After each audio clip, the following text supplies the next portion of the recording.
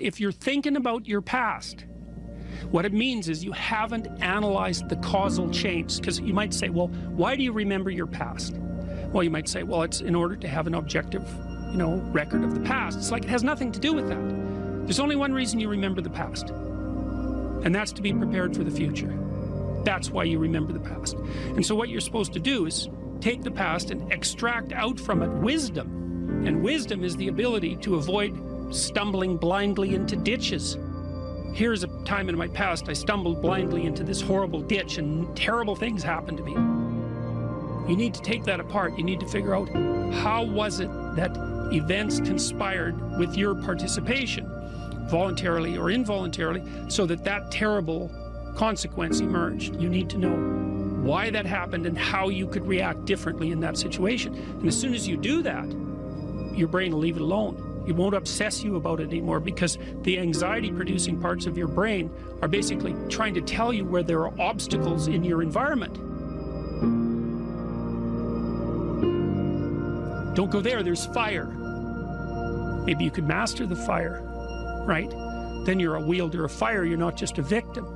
And lots of situations are dangerous or not dangerous depending on your level of mastery, right? Life is like that. And so a negative emotion that's associated with a memory is something that's crying out for mastery, and writing can really help with that.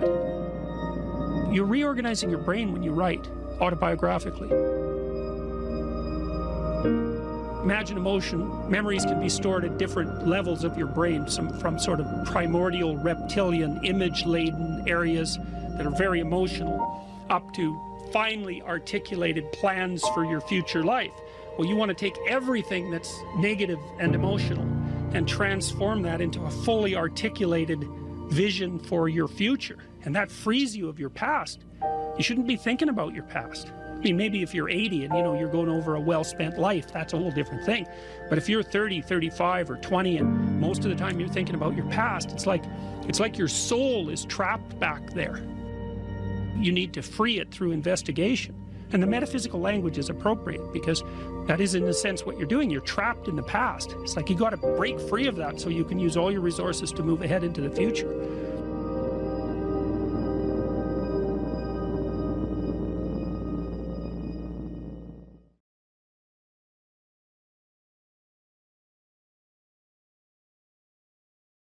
So you're at a particular stage right now, and that stage would involve a particular worldview and the behaviors that go along with that. So the perceptions and behaviors. But it's not enough, because you haven't mastered the whole world and you're making mistakes all the time. And then there's other neurological mechanisms that, so maybe that's a more left hemisphere phenomenon, the instantiation of that identity. Then there's right hemisphere mechanisms that are tracking your errors and and keeping track of them. And the errors are an indication that your theory is incomplete. So the errors accumulate, and the information around the errors accumulate, and another identity starts to become formulated, and it solves all the problems your previous identity did, but also some additional ones. When you have an aha moment like that, it's the manifestation of that next identity that's making itself known. It's because it's being built from the bottom up. It isn't explicit yet. And then you'll encounter an explicit statement. You mentioned a couple there, and they map onto that. And that's the aha. It's like, oh yes, that's what ties together these things that I've been wrestling with in the back of my mind.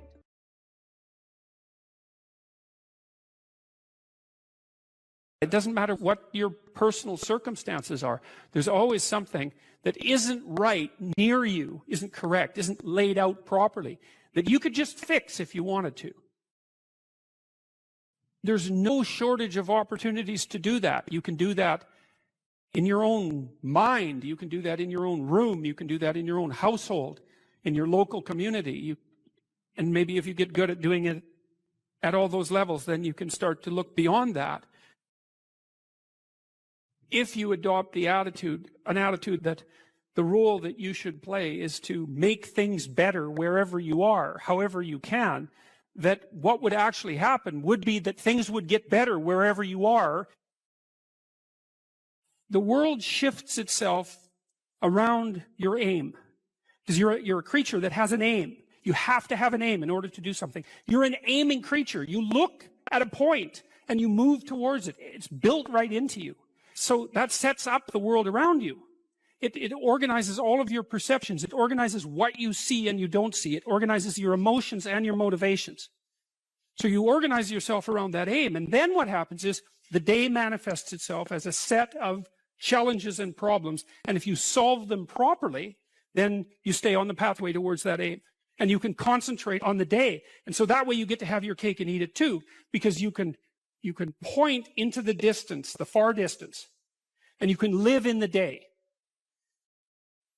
And it seems to me that makes every moment of the day supercharged with meaning, because if everything that you're doing every day is related to the highest possible aim that you can conceptualize, well, that's the very definition of the meaning that would sustain you in your life. An uphill trajectory is actually even better than being somewhere good, as far as I'm concerned, because one of the things that really makes your life meaningful is the clear realization that you're headed somewhere better than you are now. And then it's even better if you also understand that there's a direct causal relationship between the things that you're doing and the steepness of that incline.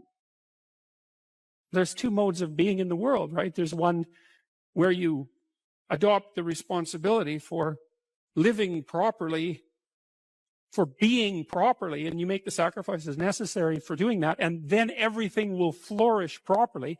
And the other one is a pathway of resentment and bitterness and rejection and genocide. If you make your life 0.1% better a week, man, in 2 or 3 years, you're in such a better place than you were that it isn't even like the same domain. And if you keep that up for 10 years or 20 years, especially if you're young and you start early, you start to straighten yourself out and fix the things that you can fix, you can transform your lives in ways that are completely unimaginable. And God only knows what the upper limit of that is in terms of human possibility. What you're actually made of, what you're made of is what you encounter when you voluntarily encounter the unknown. And so the more you voluntarily encounter the unknown, the more you get made of. And the more you get made of, the more there is to you. And then the more you're good at encountering the unknown and restructuring order and calling forth proper order out of the potential of being. And God, you got to think, why wouldn't you do that since you can do that? The fact that you're fragile is actually a precondition for your heroism, because if you weren't fragile, then there'd be nothing heroic about doing something difficult, right? Because if you couldn't be hurt or damaged or defeated or end up in failure, then where's the moral courage in the endeavor? It has to be that the fragility is built into the courage. People denigrate the opportunities that are right in front of them. And there's no reason to do that, because what's right in front of you is the majesty of being. That's what's right in front of you. It's inexhaustibly complex and full of potential, and there's no reason to assume that wherever you happen to be isn't as good a starting place as anywhere else. Well, I know some people have terrible, terrible lives. They're in situations that are absolutely unbearable. But I also do know that even situations like that can be made a hell of a lot worse by the worst kind of attitude. That's for sure.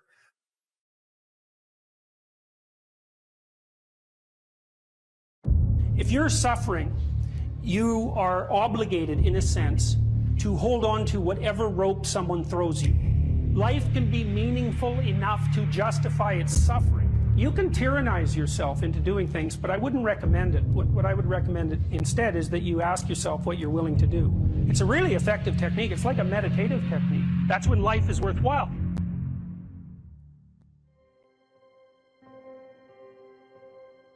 I don't know exactly what's going to help you, but don't arbitrarily throw out any possibilities because you might not have that luxury.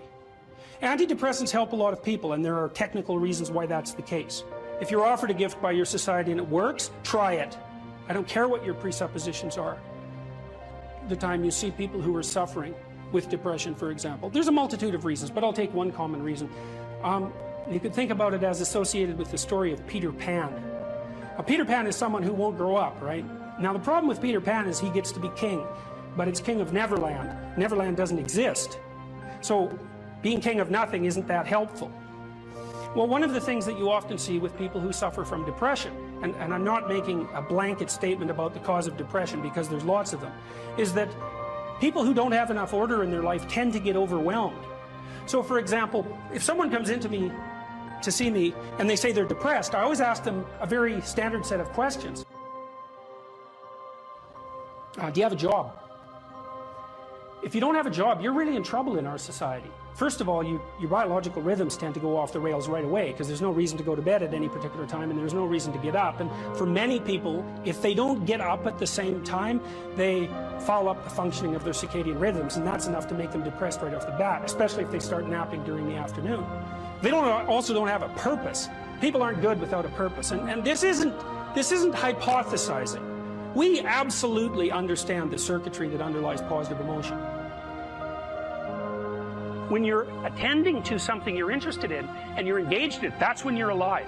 That's when life is worthwhile. It's so worthwhile that in those moments you don't even ask the question about it. The question itself goes away because the meaning that you're united with is so powerful that it can push back the adversity that would otherwise characterize life. Nietzsche said, the person who has a why can bear any how. We know how it works. Almost all the positive emotion that any of you are likely to experience in your life will not be a consequence of attaining things. It will be a consequence of seeing that things are working as you proceed towards a goal you value. That's completely different. And you need to know this because people are often stunned, for example. They finish their PhD thesis and their presupposition is that they're going to be elated for a month. And often instead they're actually depressed. And they think, oh, what the hell, I've been working on this for 7 years and I handed it in and what do I do now? And that's what depresses them, right? It's the what do I do now? Well, they're fine if they enjoyed it, pursuing the thing. As long as it was working out, they get a lot of enthusiasm and excitement out of that because that's how our nervous systems work. Most of your positive emotion is goal pursuit emotion. If you take drugs like cocaine or amphetamine, the reason they're enjoyable is because they turn on the systems that help you pursue goals. That's why people like them. So if you don't have a job, you got no structure, that's not good. Plus, you tend not to have a point. So you're overwhelmed by chaotic lack of structure and you don't have any positive emotion.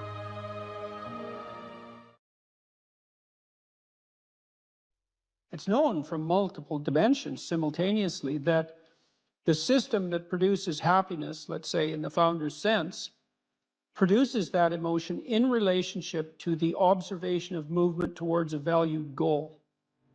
And so you can derive some conclusions from that. The first is that without a goal, there's no happiness by definition, because happiness marks movement towards a valued goal. The next is, well, the higher the goal, the more value there is in the observation of movement towards it.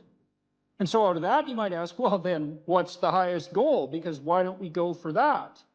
Well, then you could say, well, you should do your best for the best. You might say, well, that's just to make me hedonically happy. It's like, well, wait a second, cocaine will work for that, because it actually even activates this system. But what about tomorrow and next week and next month? And so the problem with hedonism as a goal is, first of all, it vanishes when you're suffering. But even failing that, if you're serving yourself hedonically in the narrow sense, it's just about me and my pleasure. It's like, okay, which you? Today's you, tomorrow's you, next week's you, next month's you. What about next year, 5 years from now, 10 years from now? You're going to lead a hedonic and dissolute life, and what are you going to be, a burnt-out shell and a wreck, a dismal wreck in 10 years? Because that's what will happen. And so if you don't construe yourself as a community stretched out across time, then you're not even serving yourself. And if you do construe yourself as a community stretched across time, then serving other people and serving yourself turn out to be exactly the same thing. I just did a course on the Sermon on the Mount, and Christ, in one of the sections of that sermon, he says to people that you shouldn't lose your saltiness, you shouldn't lose your savor, and you're the salt of the earth, and without that salt, everything loses its flavor. And salt is a preservative, and it's a spice, and that's often conceptualized, that phrase, as referring to the salt of the earth, the solid, reliable types who bear all burdens. But that is not what it means. I looked at a lot of different translations. I talked to a lot of people about that verse. And really what it means is, well, there should be some spiciness and unpredictability and humor about you.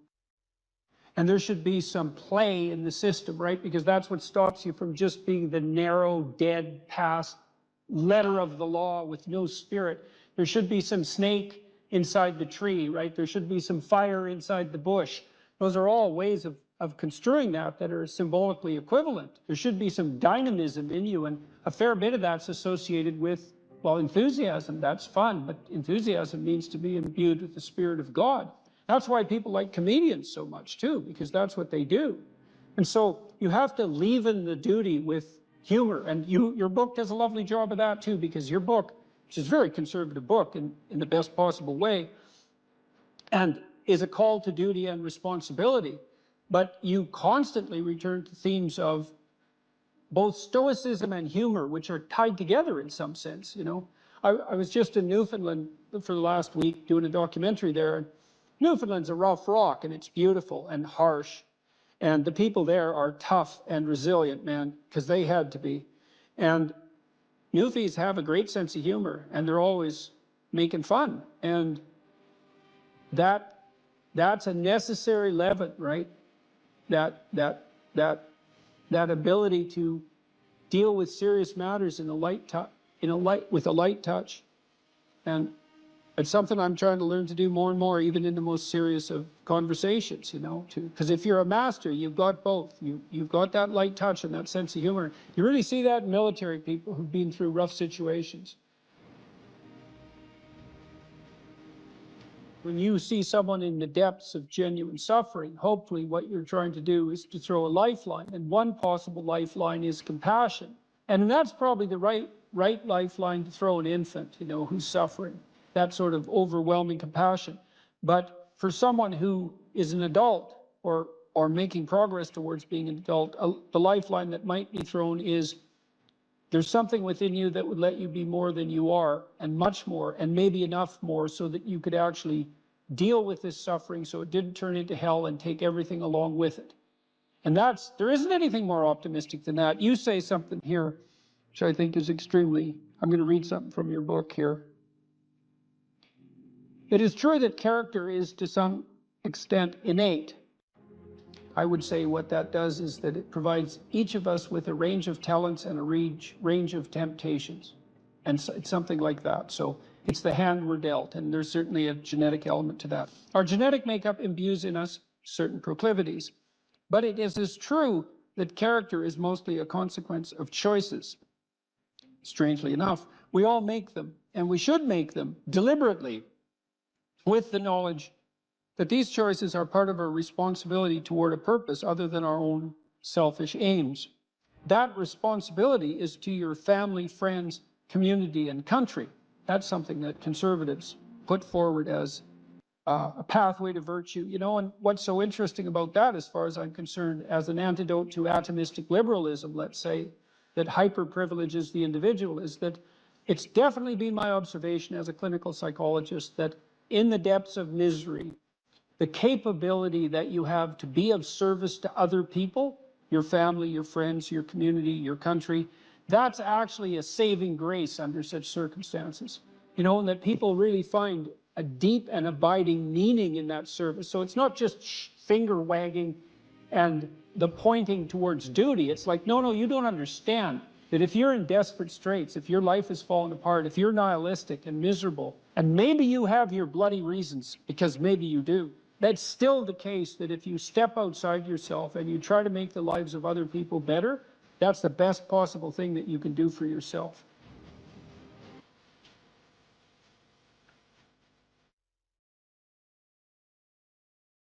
How about this gentleman second from? Yes. John's got the mic there. Thank you. I don't want to look behind me how many people are here because I'll get a bit nervous to ask this question. Also, this may not apply to many, so I expect your answer might be a bit short. I'm a vet and currently serving police officer in WA, and I've got PTSD, and I'm at the Marion Centre, which is a mental place, and they let me out today. Oh, yeah? Legally. I just wanted to ask you, how do I move from day to day hedonism and ideations, and risk the hope and cautious optimism of a long-term life with the conditions I currently have, or for anybody who might be having complex PTSD and living day to day. Well, I mentioned this program that I have online, this self-authoring program. One thing you might try doing it. So so it's got 3 parts. The first part is a guided autobiography. And what it asks you to do is break your life down into 7 epochs and 7 stages. Sometimes people do that by relationship or by year or by occupation, however you choose. And then to detail out the most significant emotional events of your life, especially those that still hold some emotional valence. And that would help, because what happens with PTSD in some sense is that the narrative through which you see the world fractures. And because it fractures, your perceptions and your consequent emotional responses become chaotic. And that chaos produces a stress response, a chronic stress response. And so what you need to do to recover from PTSD is to knit the story back together. And I had a client who had PTSD, very seriously affected. She was only 17, and she was so fractured that she was diagnosed with severe schizophrenia. And when I first saw her, she could barely talk, and she could barely focus her eyes, and she would move her hands up and down, and I could, like she was grasping for something. And I asked her why, and she said that she could see lines in front of her and that she was trying to interact with them. I mean, when your perceptions are fractured, you're in pretty rough shape. And it turned out that she had been terribly bullied by a boy whose amorous advances she had rejected, and he set out to make her life hell, and certainly succeeded. And I had her walk through this past authoring program in the course of therapy. And she could hardly write to begin with. And we went through her life right from the beginning. And as we went through it, she got more and more coherent. And by the time we had brought her up to date, including walking through this catastrophic bout of bullying and the school's absolute inability to do anything about it, she had glued herself back together.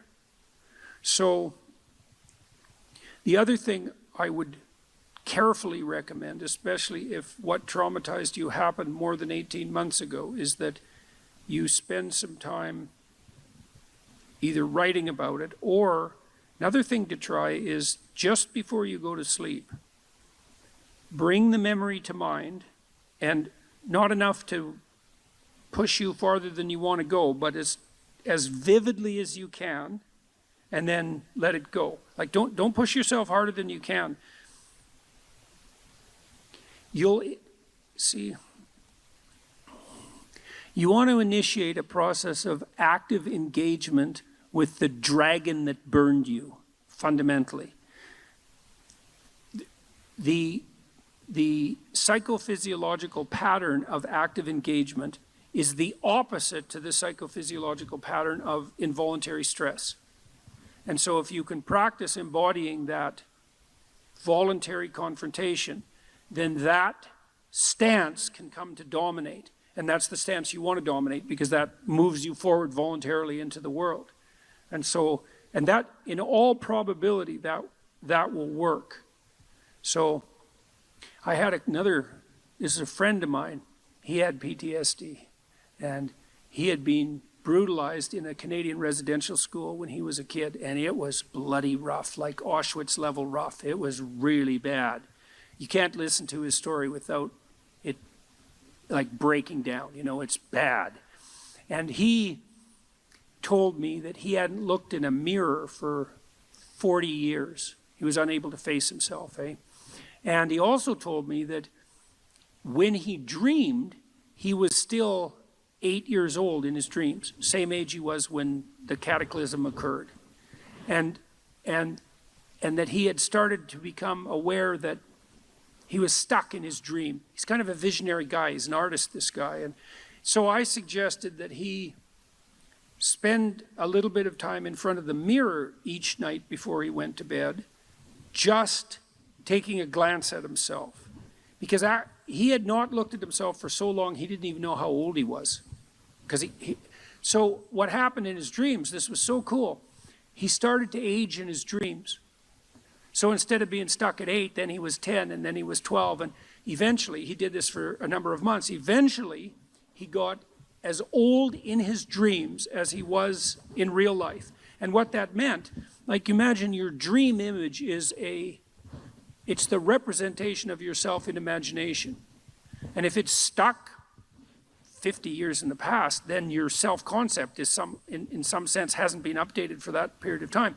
Just that process of voluntary engagement, which was him being willing to look at himself in the mirror despite his shame, his deep shame at what had happened to him, that was enough to pull him back together. So that should work. That should work, you know. The other thing with PTSD, it's also very useful to develop something approximating a sophisticated philosophy of good and evil, because people generally have PTSD because they've been struck by something malevolent. And so it's not just tragedy, there's malevolence in it. Reading, there's a couple of books I'd recommend. One is called Ordinary Men. It's about a police battalion in Germany who was trained to do heinous things in World War II. It's a great book, Ordinary Men. It's a great book. And another one I would recommend is called The Rape of Nanking. And these are rough books, man. The woman who wrote The Rape of Nanking, she committed suicide. It's a rough book. But the utility of the books is that they universalize malevolence. So almost everybody who's traumatized has been either touched by their own malevolence or by witnessing it or being subject to it at the hands of someone else. And one of the consequences of that is that if you don't have an advanced philosophy of good and evil, you have no place to put the contact with malevolence. Part of the utility of the doctrine of original sin was the universalization of malevolence. So, you know, you might say, and it's true, that there's a little bit of Hitler in all of us, and there's a little more than a little bit, you can be sure of that. And that's a pretty cataclysmic realization. And you might say, well, how can you bear that self-understanding or the revelation of that kind of malevolence in the world? And the answer is, in part, by understanding it as part of the eternal conditions of existence. You know, the idea that the state, the sovereign of the state has an evil uncle, that's an idea as old as time. So for the Egyptians, that was Set. And the sun sets, by the way, because the spirit of Set is what devours the sun at night. And Set is the root word for Satan. And so even the ancient Egyptians knew that malevolence that it was worthwhile contemplating the existence of malevolence as an independent spirit. And that allows you to take responsibility in some sense for the existence of malevolence in your own life, but it also universalizes it so that it's not exactly about you, right? It's more a reflection of the structure of existence as such. And that can allow you to detach yourself from it a little bit, and that can be extremely useful too. We should make a very clear distinction here that often when people are embittered and resentful and feel like they're victims, it's because really awful things have happened to them. Now, not always, but often. And so then the question is, well, if you're in a situation and something really awful is happened to you or has happened to you, then, well, why shouldn't you feel like a victim? And is there a better alternative? And part of what you were trying to lay out in this part of the book is what those better alternatives are. So part of looking for that hero is to find out from someone else's example. In your case, it was your mother, but these other sources that you described of people who were in a sort of hell in an undeniable sense, but who chose in a very real way to make it as good as it could possibly be given the circumstances. And so they had to turn to sources of power, let's say, and strength and fortitude and resilience that weren't in some sense, obviously associated with the catastrophe. I mean, in your mother's case, it's a pretty tragic situation. She's a young mother, she has young kids, now she has breast cancer, and she fights a losing battle over a period of 5 years. That's pretty bad.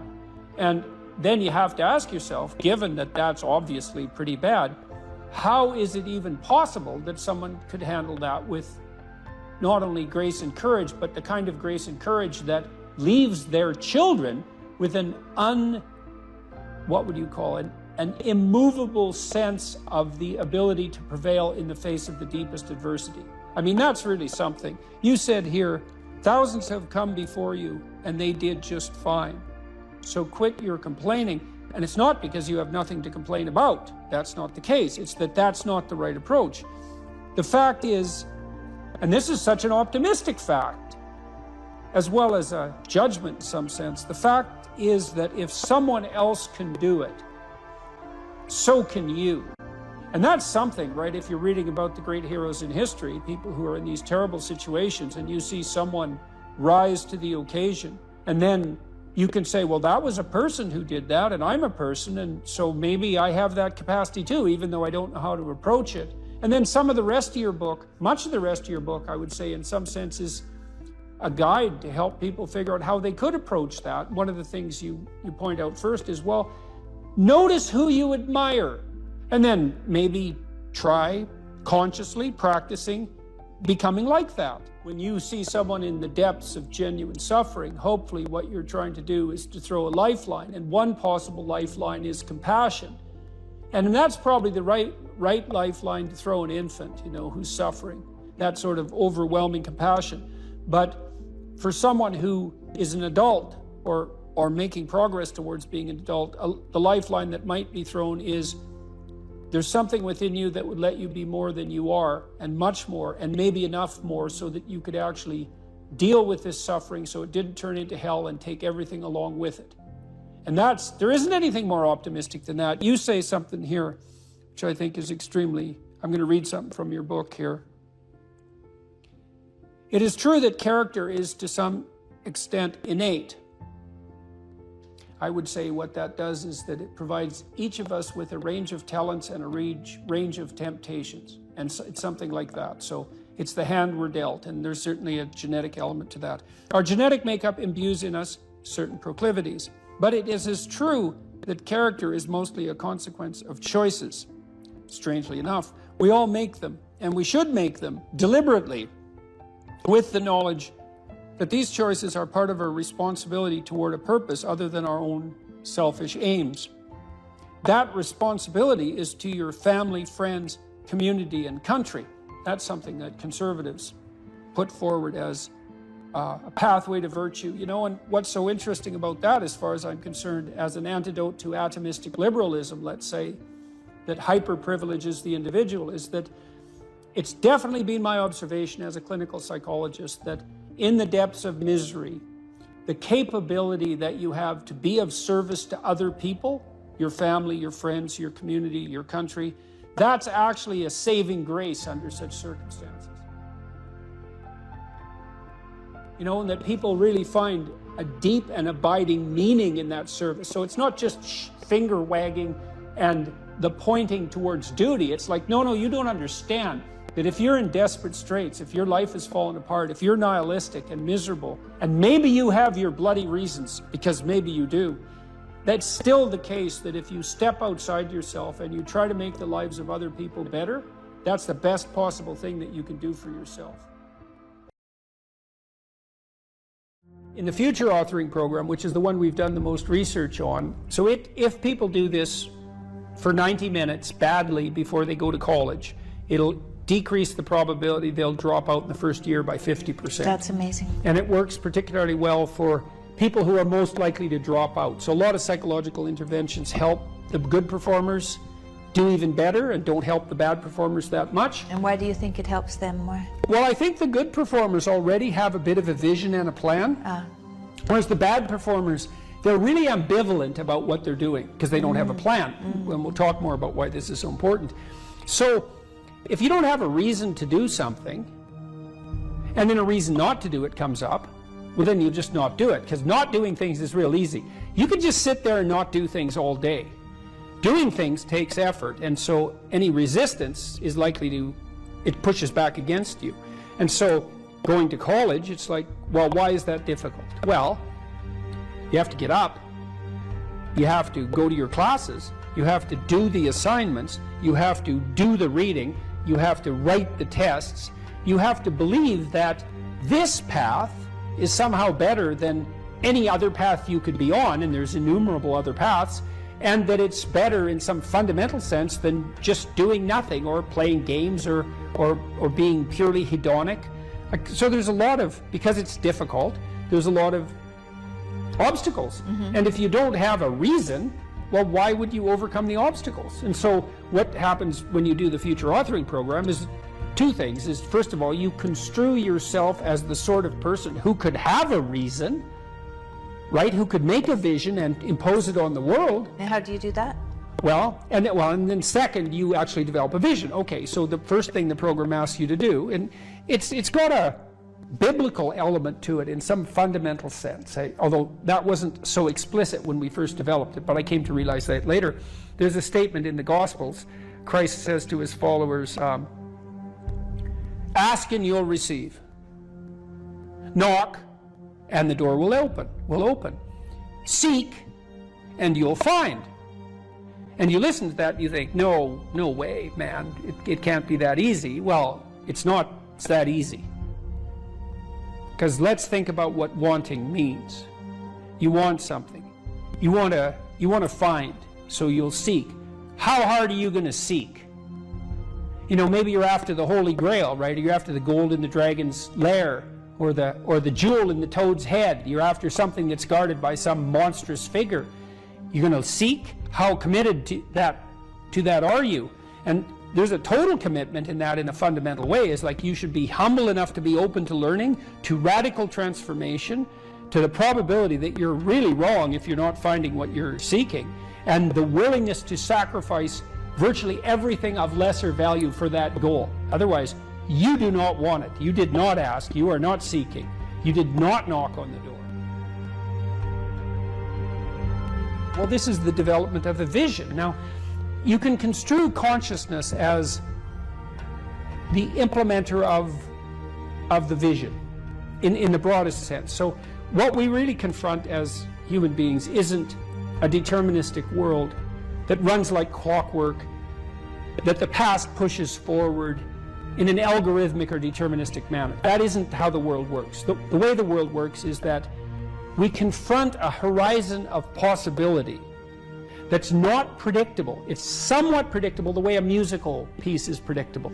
So it's rule governed, but it's not predictable in a deterministic way. And it's full of possibility and potential. That's actually its nature. It's potential in its nature. And to maximize the quality of our interaction with that potential, we have to impose a vision on it and then pursue the vision. And so when you do the future authoring program, well, that's what you're trying to do, is develop a vision. So here's the first exercise. It's like, okay, here's the deal, all right? You get to have what you need and what you want. Maybe even better, you get to have what you need and want if you were treating yourself properly. So imagine, first of all, that you were treating yourself properly because you actually cared for yourself. Okay, and say you don't. Yeah, well, you don't. How do you help somebody? Well, you at least ask them to open the door to the possibility that maybe they could. So just imagine that you did. Not that you are, that you could, but that you tried. Think, okay, I'm a valuable person, maybe. And if I was treating myself like I had intrinsic value, like if you were treating yourself like you were someone you loved, so you could imagine doing this for someone you actually cared about. Because most people care about someone that isn't them. So do you identify someone you care about? Well, you can, yes, you can say, because it does tell you. It's like, well, if you're not so good at caring for yourself, imagine someone you love and then pretend that you're bringing that attitude to bear on you with all your faults and inadequacies. I'm not being casual about this. It's hard for people to do this, right? Because we know our own flaws so deeply. It's hard for us to take care of ourselves. But imagine that you should take care of yourself and that you could and that you did. Just imagine that. So that's opening up at least the door, right? Yeah. And then you say, well, 5 years down the road, you get to have what you want and need. What is it? And so this is a deep question. So, because the question is this: your life is going to be difficult, and it's going to be marked by suffering and tragedy in all sorts of different ways. Disappointment and obstacle and betrayal and the whole panoply of human catastrophe. That's absolutely 100% definitely coming your way. Okay, so given that, and given that you want to live a life free of resentment and bitterness and premature aging and excess suffering, and that you don't want to be a burden to everyone around you, what would you have to make carrying that weight worthwhile? That's a hard question, you know. It's like, what justifies your suffering? That isn't how am I going to be happy. It's what justifies your suffering. Well, ask yourself. You get to have what you want. If you're taking care of yourself, what would it be? Okay, and so you write for 15 minutes about what your life might be like 5 years down the road if you got to have what you needed and wanted. And then we concretize it. You know, I had lots of clients and students who said, well, I don't know what to do with my life. What should I do with my life? And the first answer to that question is, that's not a very good question. Because it's like, what, do you want a one-line answer to what you should do with your life? Like, life is everything, and you want a one-line answer to everything. No. Bad question. You can imagine a desirable future, but it helps to particularize it. So one of the things you might ask is, where do people find meaning? And the answer is, well, in multiple places. Here's some places people typically find meaning. So if clients came to me and they were depressed, first of all, I'd try to find out, are you depressed? Or do you just have a terrible life, or some combination of those two? And you might ask, what's the difference? And that's a really good question. If you're depressed, you have a good life, but you're suffering. So what would it mean that you have a good life? Well, it means somewhat different things to different people, but you can kind of triangulate on it. Probably you have an intimate relationship, or at least you have the prospects of one. So at least you want one, and you believe that maybe you could have one if you don't have one, and probably if you have a good life, you have one. You have some friends. They're real friends, right? You have some family members, children perhaps, if not children, parents and siblings, or perhaps both, grandchildren. You're nested inside a family, and your relationships with your family are desirable. You have a job or a career, and so if it's a job, well, then it's hard, and maybe you wouldn't have picked it as a vocation, but at least maybe you have good relationships with your coworkers, and you're doing something difficult, but that's actually socially productive and useful and generates an income. So that's not nothing. You're educated to the level of your intellectual capability, or you have plans to do so. You're taking care of yourself mentally and physically, and you have a strategy for dealing with the realm of signal temptation, drug and alcohol abuse and sexual misbehavior and that sort of thing. And then we've added one more recently, at least conceptually, that you've adopted a certain degree of civic responsibility, right? You're participating in the broader community in some manner. And if you're doing none of those, my life is meaningless. Are you doing any of these? No. Well, that's why it's meaningless. Those are the domains of meaning. And so, if you're miserable and you have none of those things, the first thing to do, if you're a cognitive behavioral therapist with someone, is to say, well, how about we work on like one of these things to begin with? You know, you need some friends. You need to get out in the dating market. You need a job or a better job. You need an educational plan. Like, you don't have a life, so of course you're miserable, because without sustaining meaning, life is just tragedy. And so your lot is misery.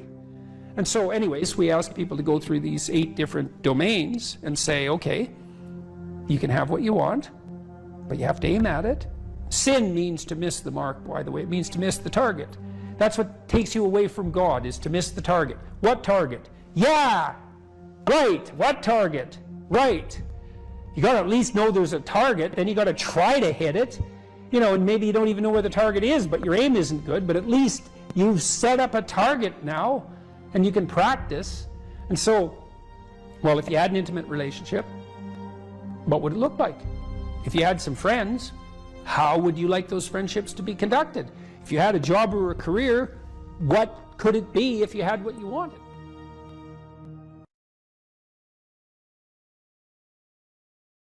Carl Jung talked about this phenomenon he described as retrogressive restoration of the persona. It's a complicated idea, but basically what it means is that sometimes you take a leap forward and you learn some things, but you can't catalyze a new identity, so you try to go back and hide in your old identity. And that actually doesn't work, because, well, things have changed and you've learned something, and that isn't who you are anymore. And so it's like you have to cut parts of yourself off in a destructive manner to fit back into the person that you were. Now what happens here is that Pinocchio escapes from this tyrannical situation and undergoes this descent into chaos, but he tries to go back home. He tries to go back to what he was, and he can't do that anymore. His father isn't at home anymore. And so when he goes home, he finds that there's no home there. Now, this happens to people sometimes, and it's often a shock to them. So they'll often stay under the thumb of their father. And you think, well, why would someone do that? Because it means they're subject to the tyrannical judgment of their father. They're always concerned about what their father would think, or whether their father approves of them, and so forth. And you think, well, that's got to be an unpleasant place to be. Why would you do that?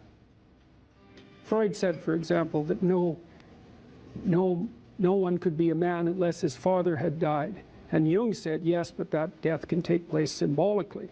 Okay, so there's that part of the idea. And then another part of the idea is, one of the times in your life when you actually realize that you're an individual is when you'll go and ask your parents something and you'll realize they actually don't know any more about what you should do than you do. And that sucks. And that's partly why people are often willing to maintain a tyrant-slave relationship with their father. It's like, on the one hand, you have to be inferior in a relationship like that. You know, you've always got the judge watching you. But on the other hand, there's always someone who knows what to do. There's always someone standing between you and the unknown that you can go ask, what should I do? Well, at some point, you'll realize that the reason you can't ask that anymore is because they actually don't know any more than you do. And then that's a pain. Like that is a symbolic death. And that's also when you establish a more individual relationship with your parents. It's at that point that you could conceivably start taking care of them instead of the reverse. And that's a time that should come. But you have to let that image of perfection go. And that exposes you. Well, that's what happens here. You know, Pinocchio goes home and he wants things to be the way they were, and he wants to stay under the careful care of the benevolent father. But that's no longer possible. He's past that point, and that's why the father has disappeared.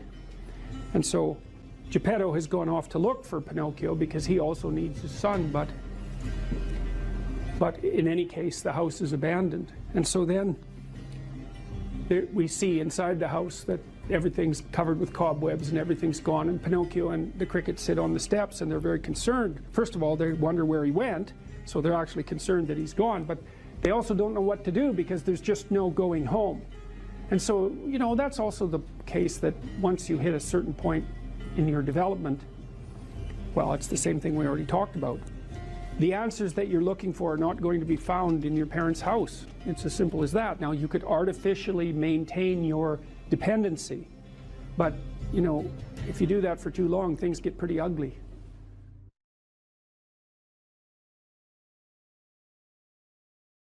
But the young men really need to hear this more, I think, is that you should be a monster. You know, because everyone says, well, you should be harmless, virtuous. You shouldn't do anyone any harm. You should sheath your competitive instinct. You shouldn't try to win. You know, you don't want to be too aggressive. You don't want to be too assertive. You want to take a back seat and all of that. It's like, no. Wrong. You should be a monster, an absolute monster, and then you should learn how to control it. If you're harmless, you're not virtuous. You're just harmless. You're like a rabbit. A rabbit isn't virtuous. It just can't do anything except get eaten. It's not virtuous. If you're a monster and you don't act monstrously, then you're virtuous. But you also have to be a monster. Well, you see this all the time. Harry Potter's like that too. It's like he's flawed, he's hurt, he's got evil in him. He can talk to snakes, man. He breaks rules all the time. all the time. He's not obedient at all. But, he has a good reason for breaking the rules. And if he couldn't break the rules, him and his little clique of rule-breaking, troublemakers, if they didn't break the rules, they wouldn't attain the highest goal. So it's very peculiar, but it's a very, very, very, very common mythological notion. The hero has to be a monster, but a controlled monster. Batman is like that, it's everywhere. It's the story you always hear. Someone who is incapable of cruelty is a higher moral being than someone who is capable of cruelty. And I would say, and this follows Jung as well, that that's incorrect, and it's dangerously incorrect, because if you are not capable of cruelty, you are absolutely a victim to anyone who is. And so part of the reason that people go watch anti-heroes and villains is because there's a part of them crying out for the incorporation of the monster within them, which is what gives them strength of character and self-respect, because it's impossible to respect yourself until you grow teeth. And if you grow teeth, then you realize that you're somewhat dangerous, or maybe somewhat seriously dangerous, and then you might be more willing to demand that you treat yourself with respect and other people do the same thing. And so that doesn't mean that being cruel is better than not being cruel. What it means is that being able to be cruel and then not being cruel is better than not being able to be cruel. Because in the first case, you're nothing but weak and naive. And in the second case, you're dangerous, but you have it under control. And a lot of martial arts concentrate on exactly that as part of their philosophy of training. It's like, we're not training you to fight. We're training you to be peaceful and awake and avoid fights. But if you happen to have to get in one, and I guess the philosophy also is that if you're competent at fighting, that actually decreases the probability that you're going to have to fight, because when someone pushes you, you'll be able to respond with confidence, and with any luck, and this is certainly the case with bullies, with any luck, a reasonable show of confidence, which is very much equivalent to a show of dominance, is going to be enough to make the bully back off. And so the strength that you develop in your monstrousness is actually the best guarantee of peace. And that's partly why Jung believed that it was necessary for people to integrate their shadow. And he said that was a terrible thing for people to attempt, because the human shadow, which is all those things about yourself that you don't want to realize, reaches all the way to hell. And what he meant by that was, it's through an analysis of your own shadow that you can come to understand why other people are capable, and you as well, of the sorts of terrible atrocities that characterized, let's say, the 20th century. And without that understanding, there's no possibility of bringing it under control. When you study Nazi Germany, for example, or you study the Soviet Union, particularly under Stalin, and you're asking yourself, well, what are these perpetrators like? Forget about the victims, let's talk about the perpetrators. The answer is, they're just like you. And if you don't know that, that just means that you don't know anything about people, including yourself. And then it also means that you have to discover why they're just like you. And believe me, that's no picnic.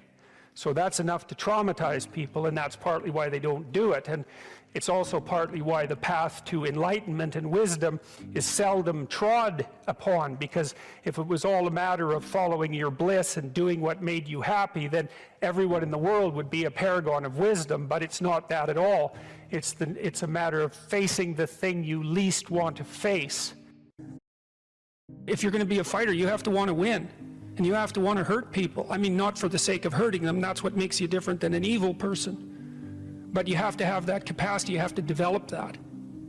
And that's the step on the way to enlightenment, weirdly enough, because that isn't what people think. People have been fed this diet of pablum, rights and impulsive freedom, for so long. There's just an absolute starvation for the other side of the story. There are no rights, technically speaking, without responsibilities. And all we've had for 60 years is a dialogue about rights.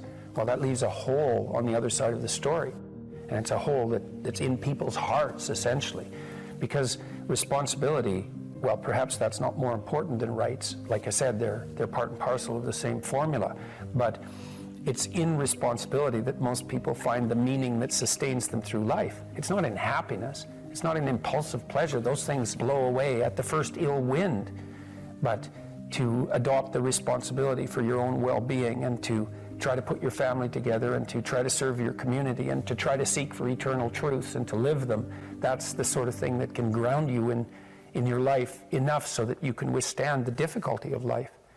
And when you tell people that, especially when you include yourself in the audience, let's say, and you're not finger waving from above, then everyone knows that it's true. There's been this attempt to identify masculine competence and power, let's say, but mostly competence with tyranny, and that's very, very hard on young men. It's also hard on young women, for that matter, but it's very helpful for people to hear that they should make themselves competent and dangerous and take their proper place in the world, because it's the alternative to being weak. And weak is not good. The people who shoot up the high schools, they're weak. They're weak. And life is a very difficult process, and you're not prepared for it unless you have the capacity to be dangerous. That doesn't mean that you should be cruel. It doesn't mean any of that. There's a statement in the New Testament, the meek shall inherit the earth. But the meek isn't well translated. It means something more like, those who have swords and know how to use them but keep them sheathed will inherit the world. That's a way better way of thinking about it. You have to be powerful and formidable and then peaceful, in that order, right? And that's not the same as being naive and weak and harmless, which is what young men are being encouraged to be. It's like, that's a very bad idea. It's a very bad idea, because naive, weak, and harmless means that you can't withstand the tragedies of life. You can't bear any responsibility. You'll end up bitter. And when you get bitter, then you get dangerous. You don't treat adult men as if they're infants. You most want to find will be found where you least want to look. There's this old story that's from King Arthur, and King Arthur has these knights, right? They all sit around a round table, which means they're roughly equal. That's what the round table means. And they're off to find the Holy Grail, and the Holy Grail is the most valuable object. That's what it means. So they're off to find the most valuable thing, but they don't know what it is, and they don't know where it is. But they know that there's a most valuable thing, so in some sense it's akin to them orienting themselves by the star. And they don't know where to look, and so what they decide is, they have the castle, and it's the middle of a forest, and so each knight decides to start looking for the Holy Grail by entering the forest at the point that looks darkest to him. And so what's the idea there? Well, imagine there are things that come easy to you, and that you're fond of pursuing, and that you're happy about pursuing. So you've found those and pursued them, and you've mastered them. So you know all that, but then there's another place that you don't want to go. And so you haven't gone there, and you haven't mastered it, and you're very small in comparison to it because you haven't mastered it, and so it has this monstrous aspect. If what you're doing isn't working, it's where you haven't gone that you need to go. And so I can give you another example of this. So let's say you're an agreeable person, and so you don't like conflict, and you won't stand up for yourself, and you regard anger and the proclivity to provoke and to engage in conflict as something that's positively terrible. It's not only that you're not good at it, it's actually that it's wrong. So that's where you have to go if you're going to learn how to stand up for yourself. And imagine that you're afraid. Maybe you have something like agoraphobia. So there's a whole bunch of things that you're afraid of, and you don't want to go there. But if you want to put yourself together, then that's exactly where you have to go. And so it's frequently the case that what you want to find is to be found where you least want to find it. And that idea is echoed in the prominent stories of dragons and gold. It's exactly the same idea. The dragon is this terrible thing. It's this terrible predatory thing that lives forever and is very, very wise. And it lives underground, and it'll kill you. It'll burn you up in a second. But it hoards gold. And so you have to go there into the dragon's lair if you're going to get the gold. And that's a representation of people's paradoxical relationship with reality. It's like you have to go out there and confront it in order to incorporate what it has to offer to you. But the probability that that's going to be intensely dangerous and push you right to the limit, first of all, those are actually the same thing. If it didn't push you to the limit, you wouldn't gain anything valuable from it. So you don't get one without the other. You don't get the gold without the dragon. That's a very strange, very, very strange idea. But it seems to be accurate. So all of that's lurking underneath this, in this imagery of the whale. Now, the whale, you can think of the story of Jonah. What happens with Jonah is that, roughly speaking, he's a prophet, and God tells him that he has to go to this city and straighten it out because it's veered off the path and it's heading towards doom. And Jonah thinks, I'm not going to that city to tell those people anything like that, because they're not going to be very happy with me just showing up there and telling them, you know, everything they're doing wrong. And so he hops on a boat and tries to get out of there. And then God conjures up this huge storm, and the boat is about to be swamped, and Jonah admits that it's actually his fault because God's upset with him because he got this direct command to go straighten out the city, and he ran off. And so they're not happy about this, but they throw Jonah overboard, and the seas calm, and great fish comes up, a whale, and swallows him. And then he's down in the fish for 3 days, and it throws him up on the dry land, and then he's learned his lesson by that time, and he goes off to pursue his proper destiny. So that's echoed in this story as well, that if you don't follow the pathway that you're supposed to follow, the seas will become stormy for you, and something will come up and pull you down, and you'll be in a terrible place for some length of time till you learn your lesson. And if you're lucky, you'll get spit back up on shore, and then you can go do what you should do. Well, I mean, that's not a lesson that anybody needs to have interpreted. I think everybody understands that. Part of spiritual development is to recognize the satanic tendencies that characterize you, and to fully wrestle with them, and to integrate them. That's the thing. It's not so much to cast them away, it's to transmute them. You know, and you can see the difference between people who've done that and people who haven't, at least to some degree, because people who haven't integrated the shadow at all are naive. And you can tell that when you look at them, and you can tell that when you talk to them. And because they're naive, they're often resentful as well, because they get taken advantage of.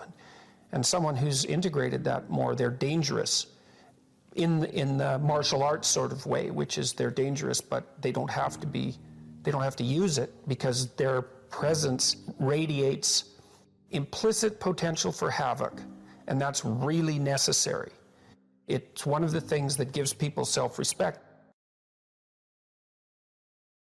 There's this old story in King Arthur where the knights go off to look for the Holy Grail, which is either the cup that Christ drank out of at the Last Supper, or the cup into which the blood that gushed from his side was poured when he was crucified. The stories vary, but it's basically a holy object, like the phoenix in some sense, that's a representation of transformation.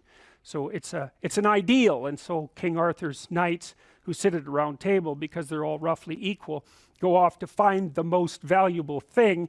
And where do you look for the most valuable thing when you don't know where it is? Well, each of the knights looks at the forest surrounding the castle and enters the forest at the point that looks darkest to him. And that's a good thing to understand, because the gateway to wisdom and the gateway to the development of personality, which is exactly the same thing, is precisely through the portal that you do not want to climb through. And the reason for that's actually quite technical. This is a Jungian presupposition too, is that, well, there's a bunch of things about you that are underdeveloped, and a lot of those things are because there's things you've avoided looking at because you don't want to look at them, and there's parts of you you've avoided developing because it's hard for you to develop those parts. And so it's by virtual necessity that what you need is where you don't want to look, because that's where you've kept it. And that's why there's, you know, an idiosyncratic element of it for everyone. Your particular place of enlightenment and terror is not going to be the same as yours, except that they're both places of enlightenment and terror. So they're equivalent at one level of analysis and different at another. So anyways, back to fiction and what it does. It distills truth, and it produces characters that are composites. And the more they become composites, the more they approximate a mythological character. And so they become more and more universally true and more approximating religious deities. But the problem with that is they become more and more distant from individual experience. And so with literature, there's this very tight line where you need to make the character more than merely human, but not so much of a god that, you know, one of the things that happened to Superman in the 1980s, Superman started out, he's got a heavenly set of parents, by the way, and an earthly set of parents, and he's an orphan like Harry Potter. Very common theme is that when Superman first emerged, he could only jump over buildings, you know, and maybe he could stop a locomotive, but by the time the 1980s rolled around, like, he could juggle planets and, you know, swallow hydrogen bombs, and, you know, he could do anything. Well, people stopped buying the Superman comics because how interesting is that? It's like something horrible happens and Superman deals with it, and something else horrible happens and Superman deals with it, and it's like, that's dull. He turned into such an archetype. He was basically the omniscient, omnipresent, omnipotent God, and that's no fun. It's like God wins, and then God wins again, and then again God wins, and, you know, so then they had to weaken him in different ways with kryptonite, you know. So green kryptonite kind of made him sick, and red kryptonite, I think, kind of mutated him, if I remember correctly. And anyways, they had to introduce flaws into his character so that there could be some damn plot, and that's something to think about, you know. There's a deep existential lesson in that your being is limited and flawed and fragile. You're like the genie, which is genius in the little tiny lamp, you know, this immense potential, but constrained in this tiny little living space, as Robin Williams said when he played the genie in Aladdin. But the fact that you have limitations means that the plot of your life is the overcoming of those limitations, and that if you didn't have limitations, well, there wouldn't be a plot, and maybe there would be no life. And so that's part of the reason why perhaps you have to accept the fact that you're flawed and insufficient, and live with it and consider it a precondition for being. It's at least a reasonable idea. So anyways, one of the main characters is the country, the known, the explored territory. We went over that a bit, and it always has two elements. I mean, your country is your greatest friend and your worst enemy, you know, because it squashes you into conformity and demands that you act in a certain manner, and reduces your individuality to that element that's tolerated by everyone else, and it constrains your potential in a single direction. And so it's really tyrannical, but at the same time it provides you with a place to be and all of the benefits that have accrued as a result of the actions of your ancestors and all the other people that you're associated with. So there's the good tyrant, or the bad tyrant, and the good king, and those are archetypal figures, and that's because they're always true, and they're always true simultaneously, you know, which is partly why I object to the notion of the patriarchy, because it's a it's the what do you call that? It's the apprehension of a mythological trope, which is that of the evil tyrant, without any appreciation for the fact that the archetype actually has two parts, and the other part is the wise king. And you know, you can tell an evil tyrant story about culture, no problem, but it's one-sided, and that's very dangerous, because you don't want to forget all the good things that you have while you're criticizing all the ways that things are in error. That's a lack of gratitude, and it's a lack of wisdom, and it's founded in resentment, and it's very dangerous, both personally and socially. I told you that Captain Hook is a tyrant because he's got this crocodile chasing him, and the crocodile has a clock in its stomach, and that's death. It's like, obviously, right? Tick, tick, tick, tick. And it's a crocodile, and it's under the water, and it's already got a taste of him, so he's being chased around by death, and that makes him terrified and resentful and cruel and bitter, and so he's a tyrant. And he wants to wreak havoc everywhere. And then Peter Pan, of course, looks at Captain Hook and thinks, why the hell should I grow up and to be a tyrant and sacrifice all the potential of childhood? And the answer to that is, the potential sacrifices itself if you don't utilize it as you mature, and you just end up a 40-year-old lost boy, which is a horrifying thing to behold. It's almost as if you're the corpse of a child, the living corpse of a child, because who the hell wants a 6-year-old, 40-year-old? You're a little on the stale side by that point, and not the world's happiest individual. So, you know, your potential is going to disappear because you age anyways, and so you might as well shape that potential in a particular direction and at least become something, no matter how limited, rather than nothing. So, you know, Peter Pan, that's a great story. It's a great mythological story. So, well, so let's talk about tyrants. Well, not only are they mythological figures, but they exist and they tend to be deified. I mean, Stalin was, for all intents and purposes, God the Father in Soviet Russia, although he was pretty much only the worst elements of Old Testament God, who was, you know, constantly smiting people and wiping out populations and doing all sorts of things that seemed to be quite nasty. But nonetheless, you know, people worshipped him in many ways, and he's a representation of just exactly what goes wrong when things really go wrong, when people stop paying attention and when they all lie. Because one of the things that characterized the communist state was that no one ever got to say anything they actually believed, ever. And that was partly because 1 out of 3 people was an informer, which meant if you had a family of 6 people, 2 of them were informing on the government about you, and that included your own children.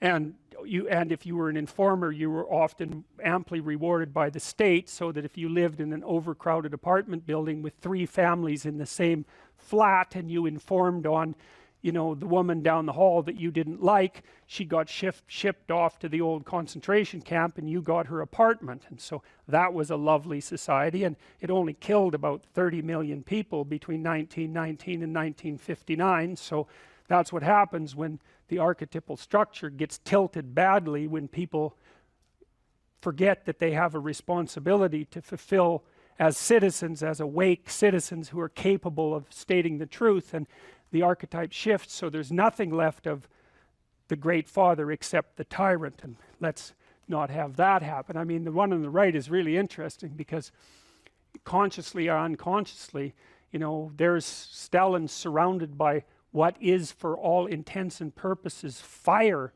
You know, he looks like Maleficent in Sleeping Beauty when she shows up at Aurora's christening. You know, she puts her arms up in the air and green fire surrounds her. It's like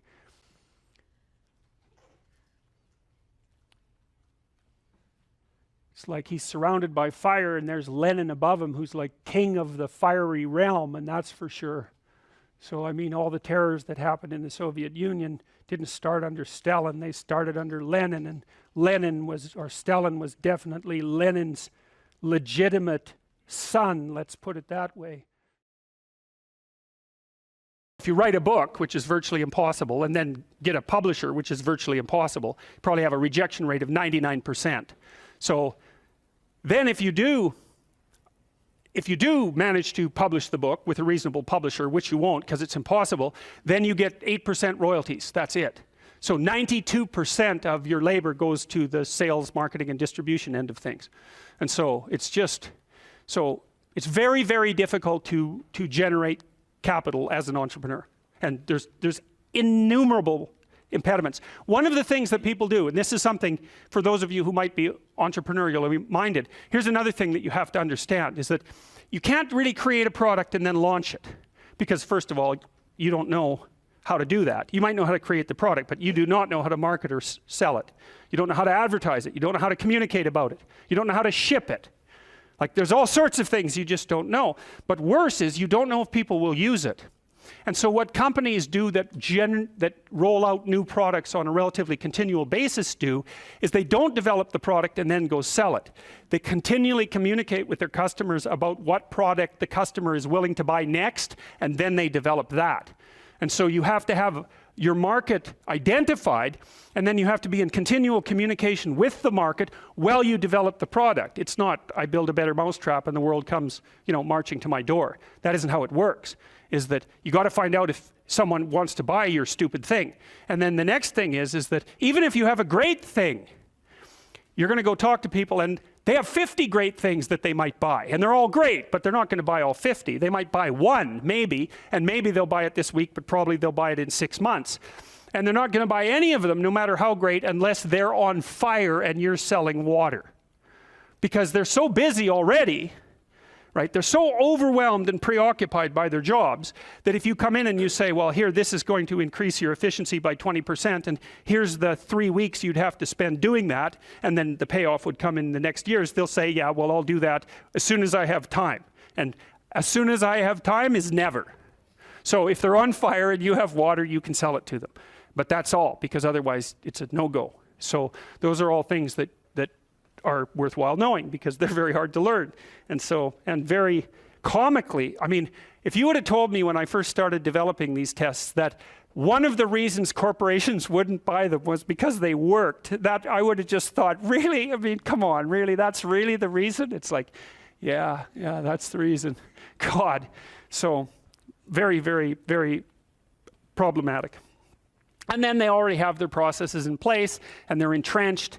And then the next problem is, you know, you haven't got any customers. I think I told you that before. You don't have any customers and you show them the statistics, but they can't understand the statistics. And they also have 200 other people selling them things, and 50 of them are crooks. So they're just lying about what they're doing. And they can't tell the difference between the liars and the people who are telling the truth. And so they can't understand the statistics for themselves, and they can't verify them anyways. So what they ask you is, who else is using it? And if the answer is, well, everybody, then you don't even have to do the sale because you're already rich. And if the answer is nobody, then they're going to say, well, why is nobody using this? You say, well, it's the hottest thing that's come along. And they think, well, I'm not going to be the sucker who gets painted, you know, red and fired because this failed. That they do not think this might make me succeed. People do not care about whether or not they succeed. They care about whether or not they fail. And so that's another thing, is that if you're marketing something and you can say, this will stop you from being identified as a failure, then people might be happy about that. But if you say, this will really help you succeed, it's like, yeah, no, I don't want to succeed. I just don't want to fail. I don't want to succeed. I just want to be invisible and be left alone. And if you're looking for people's fundamental motivation, that's it. It's they want to be invisible and they want to be left alone. I tell you the zebra story? Any of you know that story? Okay, I'll tell you this zebra story. Stop me if I've told it to you before. This tells you everything you need to know about human beings. So it's worth knowing. Okay, so zebras have stripes. And people say, well, that's for camouflage. And then you think about that for 2 seconds and you think, that's a really stupid theory, because lions are camouflaged and they're like golden like the grass. And zebras are black and white, so you can see a zebra 5 miles away. It's like, there's a zebra, it's black and white. So the whole camouflage thing, that's just not working out so well as a hypothesis. Okay, so biologists go and they decide to take a look at some zebras. And so they're looking at a zebra on the herd, because there's no zebra, right? Just like there's no fish. There are schools of fish and there are herds of zebras. There isn't a fish. This is why I think the cod aren't coming back. There are no cod. There are massive 100-mile-long schools of cod, 10 stories deep, 20 million years old. You wipe out the school, you don't just get to throw a cod in the water and say, well, you know, off you go. It's like, well, where's my city? It's like launching you in the middle of a field. It's like, well, go out there and reproduce. It's like, no, that's not going to happen, you know? So without the school, there's no cod, and you can't just introduce a whole school of cod because you don't have a whole school of cod. So, you know, maybe the cod are never coming back. And zebras are the same thing. There's not a zebra. There's zebras. And so you're looking at the zebras, trying to study a zebra, and you look at the zebra and you make some notes and you look up and you think, oh, Christ, which zebra was I looking at? And the answer to that is you don't know, because the camouflage is against the herd. And the black and white stripes. There's a variety of reasons for the stripes. The flies also seem not to like the stripes, but you know, usually things evolve for multiple reasons. But anyways, it's very difficult to parse out a zebra against the herd. You look down, you look up, it's like, uh-oh, all those damn zebras look the same. Yes, the camouflage is effective, but it's against the herd. All right, so then you think, well, we better identify a zebra so we can see what he's up to. So then you take your Jeep and a can of red paint and a stick with a rag on the end of it, and you drive up to the zebras and you paint their haunch red a little bit, put a nice red dot on their haunch, or maybe clip their ear with a cattle clip. And then you stand back and you think, hey, I'm pretty smart, now I'm going to watch that zebra. So what do you think happens to the zebra? The lions kill it. Right. Because lions, they're smart, right? Hunting animals are smart. But they have to identify a zebra before they can organize their hunt. They can't just hunt the whole herd. They have to pick out a zebra. And so maybe it's like a zebra that's got a sore hip or something. And so you think, well, nature's kind. It just takes the weak. It's no, zebra or lions like really healthy, delicious zebras. But they look like all the other healthy, delicious zebras, so they can't get a bead on them. But if they're small and just born, or if they're limping, or there's something that identifies them, then the lions can pick them out. And then they do pick them out. And so the rule for human beings is keep your damn stripes on so the lions don't get you. And I'm telling you, man, if you want to remember one thing from my class about human motivation, that's a good thing to learn. People camouflage themselves against the herd, and they like to be in the middle of the herd, which is what fish do, by the way. If you have a big school of fish, the smart, healthy, large fish are in the middle of the school. Because you know what you call fish on the outside of the school? Bait. Right. So that's what people are doing. They're trying to move into the middle of the herd all the time. And the herd moves around, or the school moves around, and people are going, well, I'm in the middle. I'm staying in the middle here. So I've got this protective ring of people around me so the predators don't pick me out and do me in. So, okay, so that's part of the reason why I said, well, you can't sell something to someone for success, because you know, you're thinking, well, people are aiming at success. Don't be thinking that. It's not by any means necessarily true. Trait neuroticism is a powerful motivator. And trait neuroticism is, let's not be too threatened or hurt. Right? That's the negative emotion system.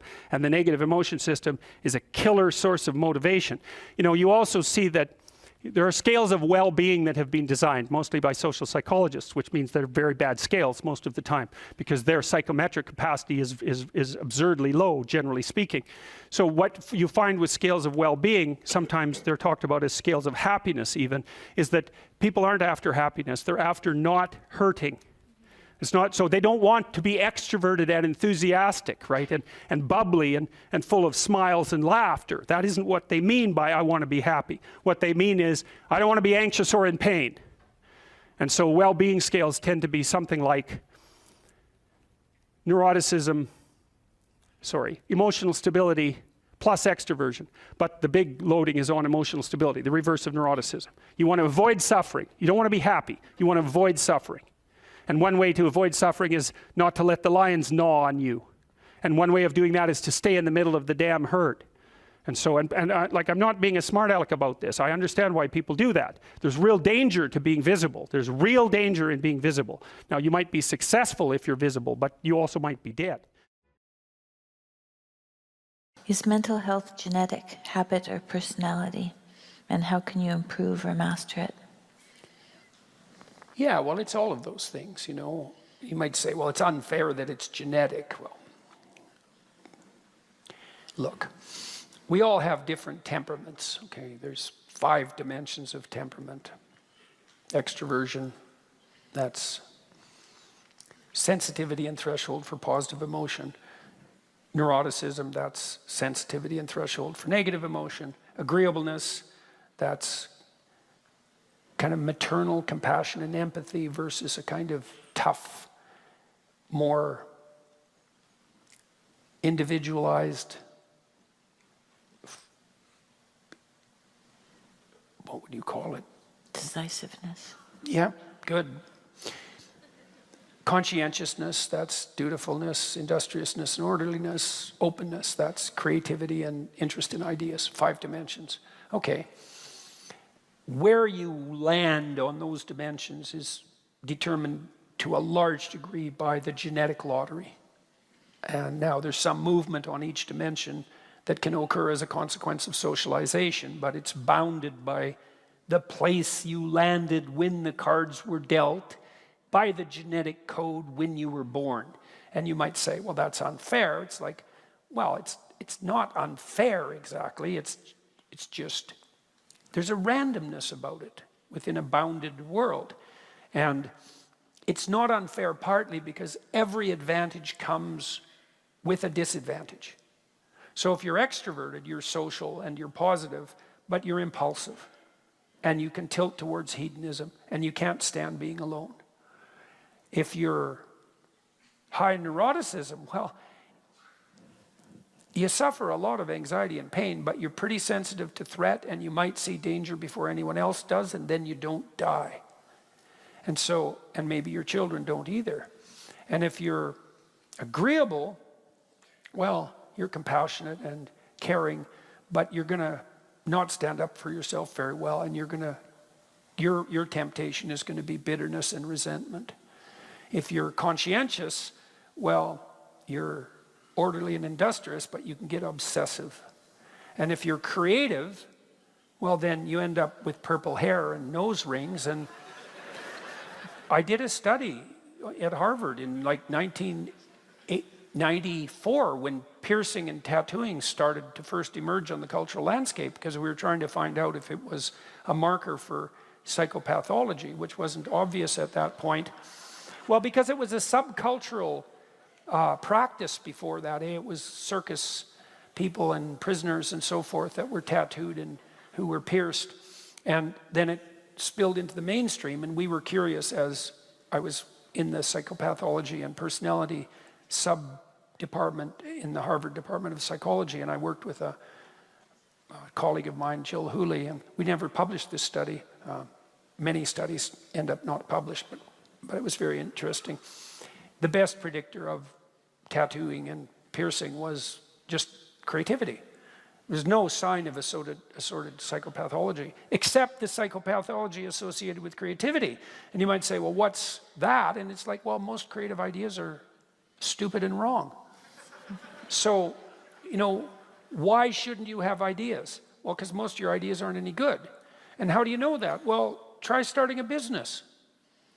The probability that you're going to fail is extremely high. Most people who end up with a successful business have failed multiple times, because it's very hard to figure out what the market needs this moment. It's really hard, and so you'll flail around trying to hit that target. And if you're creative, you're going to come up with a lot of ideas, but that doesn't mean they're good. And even if they are good, doesn't mean they'll work. And so most people, because most people aren't creative, by the way, they're not even a little bit creative, and that's because creativity is a high-risk, high-return strategy. And if you win, you can win big, but the probability that you lose is pretty damn high. Hardly anybody makes any money from a book, and it's really hard to write a book. And like, how many books have you written? None. And how many successful books have you written? And like, there's a 1 in 100 chance maybe that you've written a book. I doubt if it's that high. Like, actually written and published a book. It's probably more like 1 in 1,000. And then 99.9% of books sell less than 200 copies. So you got a 1 in a million chance at best of writing a book that is going to be successful. And you might ask, well, then why bother? And the answer is, well, most people don't. That's how they solve that problem. Just don't do that, and then you won't fail. And most of you probably haven't written a symphony or even a song or a play, and you probably don't dance, but some of you do, but I doubt if you've ever generated a truly original dance except by accident, and then generally people will just laugh about that. So we studied creative achievement across a wide range of people. We had developed a 13-domain scale with 8 levels of competence in each domain. So on the musical front, it would be, I have no training or interest in this area. I've written original compositions that have been played internationally by major musicians, and you sum across all 13 domains, and the median score, which is the most typical score, is 0, and 70% of people score 0. And the next most common score is 1. And that's like, now you got 80% of people. Okay, what's my point?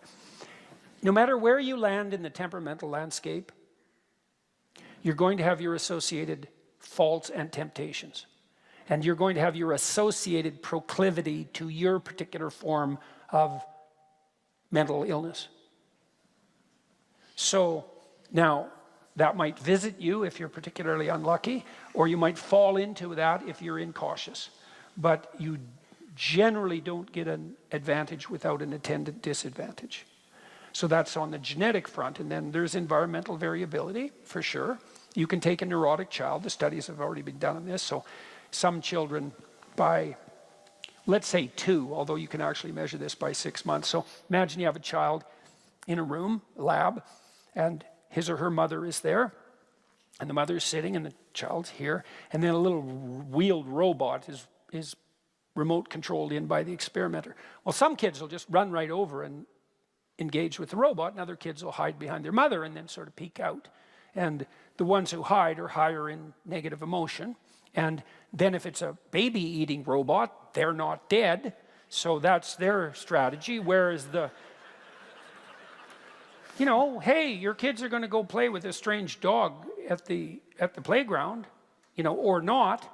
And sometimes that's real fun, and sometimes it's no fun at all. And sometimes it's the, you know, kid who's hiding behind his mother's legs that doesn't have his face torn off by the pit bull. So there's variability for a reason, you know. And then the more neurosis prone, the more kids more prone to negative emotion, they're going to suffer from a higher proclivity for depression and anxiety later in their life, and that's the price they pay for their threat sensitivity. But if you take those kids and you really encourage them to explore voluntarily instead of facilitating their proclivity to hide themselves, you can tilt them up into the normal range for negative emotion. And those studies have already been done. And so you're never going to take a kid who's really high in trait neuroticism and make them as low in trait neuroticism as someone, you know, at the 99.9th percentile genetically. You just can't. And maybe you could do it if you did nothing else than train that child like 12 hours a day for 10 years. But you can shift people a fair bit. And if you're introverted, you can learn extroverted skills. And if you're agreeable, you can learn to stand up for yourself. And if you're unconscientious, you can learn to discipline yourself, although that's a tricky one. Because you usually don't have the discipline to discipline yourself if you're unconscientious. So, and then in terms of habit, well, you become what you practice. And so if you're high in neuroticism, it's going to take a lot of practice to get you all calmed down. But that's what you do in psychotherapy with people all the time, because a large number of people who are in therapy have higher than average levels of negative emotion, and you help them become stronger. And the way you do that is by strategizing with them and encouraging them to confront the things that they're afraid of and avoiding, and they become more able and more courageous as a consequence of doing so. And you can shift people quite a lot doing that, and that's what you do when you learn, and that's how you teach kids, and it's the universal mechanism of adaptation. And you try to speed that up in psychotherapy, and you can do that for yourself, you know. Like, this is a really useful what would you call it? Routine. So, look, you've got a goal, and you'll see that as you progress towards the goal, there'll be obstacles that emerge, and some of them you don't want to confront. You're going to shy away from them, you know. So maybe I have a client, and they're being tyrannized at work, and they need to get another job. And to do that, they have to put their CV in order, and they're embarrassed about their CV, and they don't even want to open the file on their computer that contains their CV, which they haven't looked at for 10 years, and which contains nothing but a record of their dismal failures in the past, as far as they're concerned. And that's a box that's locked, that's Pandora's box with a dragon in it, and they don't want to go anywhere near it. And no wonder, you know. But if they're going to get another job, well, unless they get their resume together, they're stuck under the thumb of their local tyrant, and that's not a good deal. And so often what you do with someone like that is you say, just print your resume. Don't even look at the bloody thing. Just print it, turn it upside down, put it in an envelope, and bring it to the session the next week. And then the person will come back and say, you know, that task that we agreed on, because you have to agree on these things, I didn't do it. I couldn't even sit at the computer. And so then you say, well, do you think this week you could just sit at the computer and think about opening your resume? And they might say, yes. And then they come back the next week and said, you know, I didn't even sit at the computer and think about my resume. So then you say, okay, we'll do it right now. Okay, close your eyes. Okay, now, imagine your computer. Bring it to mind as vividly as you can. All right, now, imagine you're walking into your room, and now the goal is to sit at your computer. So now why don't you tell me what happened? So imagine your office. Okay, now you're walking in. Now tell me what happens. You're going to walk towards your computer. Just describe it. First I sit down, Okay, and how are you feeling? relaxed. Oh, well, you're not much help in this particular example. No, you mean terrified out of your skull. Oh, you want me to be terrified? Yeah. Oh, okay. Okay. You didn't say that. She's not very high in neuroticism, by the way, as you can tell because she's married to me. So, okay. So I'm terrified. Okay, so what's happening? Good, good. So what's happening with your breathing? Shallow. Okay, so try to pay attention to your feet for a minute. Okay. They're twitching. They're twitching, yes. Okay, so just try to let them kind of sit heavily on the floor. Okay. Now pay attention to your calves and let them relax. And then you walk the person through their body and you say, now pay attention to your breathing. Just relax. Now you don't have to do this with people, but it's a good thing for them to learn. Okay, now, so how are you feeling? By the way, you're feeling slightly better. I'm feeling slightly better. Yeah. Okay, good, good. Now, imagine that you just turn on your computer. Okay, so what happens when you just turn on your computer? You get more nervous. I shallow breathe. Yeah, okay. So now you get the point, and then you walk the person through turning on their computer and then opening up the dread folder and then reading the title of the horrible dragon resume and then maybe opening it. And then you say, that's good enough for this week. And then maybe the person can go home and just open their damn resume. And then maybe they can print it out and bring it to you. And then maybe you can go through the sub-reptiles one by one, and clean out the snakes. It's like, well, what were you doing between 2011 and 2013? And the answer is, that is the last thing that I want to discuss with anyone, right? So there's a lacuna, there's a hole in the account, in the autobiographical account, and chaos itself is looking through that with all that disorder and shame and malevolence lurking in the background, and no one wants to look at that. You think, well, you didn't do a very good job between 2012 and 2013, and you've got a hole in your record, right, and we need to do something about that now. And so, how do we address that so that you have a coherent account of yourself? And look, this could take a good while, right, to put that all back together. That's your whole past, to put that together in a manner that you could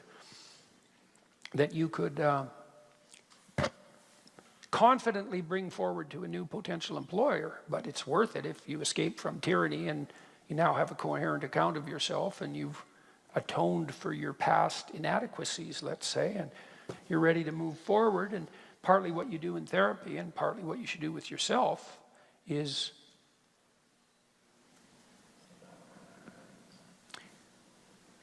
not hide all that in the fog, so you know where you are, and so you can figure out where you're going, and then practice doing that. And then as you practice doing that, then that's what you become, and that will lower your proclivity to negative emotion, definitely, as you put your life together. That's why it's useful to order your room. Chaotic room makes you anxious. Why? Too many pathways, man. You walk into someone's room and you think, what the hell is going on here? Maybe that's your teenager's bedroom. And you've pretty much summed it up in the question. It's like, yeah, it's a little slice of hell in that room, And how do you feel when you're there? Like you'd rather be anywhere else. And no wonder, because everything in the room is broadcasting chaos and disorder at you. And so that's another thing I used to do with my clients, typical behavioral maneuver, which is, if you're anxious, organize your surroundings a bit. Simplify, declutter, organize bit by bit. Order, habitable order. The habitable order that is good. All of that. It's a recreation of the original Eden, metaphysically speaking. And you can do that very practically, and then you practice that, and that'll sort you out. Assuming you're not physically ill. And even then, sometimes, to the degree you can get yourself, together, yeah, bit by bit, you'll even push physical illness into abeyance, not least because you decrease your stress response, and That's fight or flight, and fight or flight stress responses inhibit your immune system. And so if you're always in a state of chaos, your immune system is suppressed and you're far more likely to become ill. So you put order in place of accidental chaos and everything snaps into place. And there isn't anything better you can do than that. And there's no limit to how much of that you can do. You know, you start locally. Start with the things that are right in front of you. There's plenty of problems that are right within your grasp. You know, they might seem trivial to you, but they're not, because the things you do aren't trivial.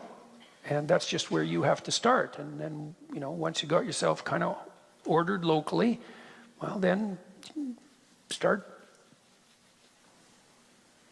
making your relationships harmonious. And once you're good at that, then you got a whole group of people around you that are behind you, and then you can expand outward from there. And there's no end to that. That's the opportunity and responsibility. And that's the pathway to meaning. And that's the antidote to suffering. So those are all good things to know. And that's a good place to stop. So that's where we'll stop. Thank you very much, everyone. Thank you. You're welcome. Thank you, everyone. Very nice to see you all.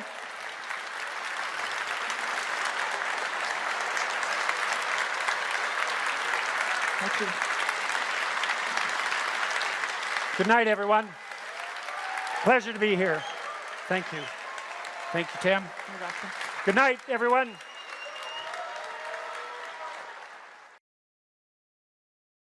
Is there a purpose to our life? And, well, that's a hard question. And then, if there is a purpose, well, how is it expressed? And then, if there is a purpose and our lives are truncated, as they are by death, then how can that purpose have significance? And those are hard questions. But Socrates' experience seemed to be that he had lived enough in his life so that when push came to shove, which it certainly did, he was able to gracefully let it go. And you know, he attested to that with his death.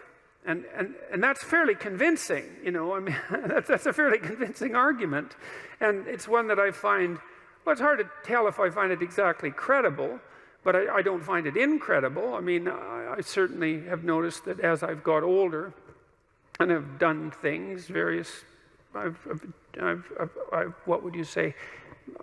Accomplished isn't exactly the right word. I've participated in many things that I'm pleased to have participated in them, but wouldn't necessarily go back and participate in them again. It's sort of as if when you do something and you finish it, it's as if it's done. You don't have to do it again. And maybe it's possible, who knows, that if you finish your life, whatever that might mean, if you exhaust your life, then that's enough life, you know, that you've had enough. And I mean, that doesn't mean that I try not to keep myself healthy and that I want to die tomorrow. It doesn't mean any of that. I'm trying to stick around as long as I can, but there's still that curiosity about the relationship between life and mortality, and the possibility that a life well lived exhausts itself in some fundamental sense, so that you can be satisfied, let's say, with what you were. There is some psychological evidence that bears on this. If you ask people what they regret, especially as they get older, what they generally report is things not done. So they don't regret so much mistakes they've made, although, of course, people obviously regret mistakes they've made as well. So they don't exactly regret sins of commission, right? Errors that they've actively made. They torment themselves for opportunities that had presented themselves that they did not, let's say, exploit or engage in. And I think that's worth thinking about too, because one thing that I have become convinced about with regards to human consciousness, which I think is equivalent to the spark of divinity in some sense that our fundamental stories insist has been placed within us, is that human consciousness is that faculty that confronts potential itself. I think there's good neurological evidence for this, by the way, for those of you who are scientifically minded, because we build circuits within us for habitual action that we've practiced many times that seem to run in a very deterministic fashion. And we are a strange combination of deterministic and non-deterministic as far as I can tell. But what our consciousness seems to be for is to encounter those things that we have not yet encountered. And those things that we have not yet encountered seem to me to be those things that have not yet been brought into being. And so you could say that what our consciousness is for the encounter with potential.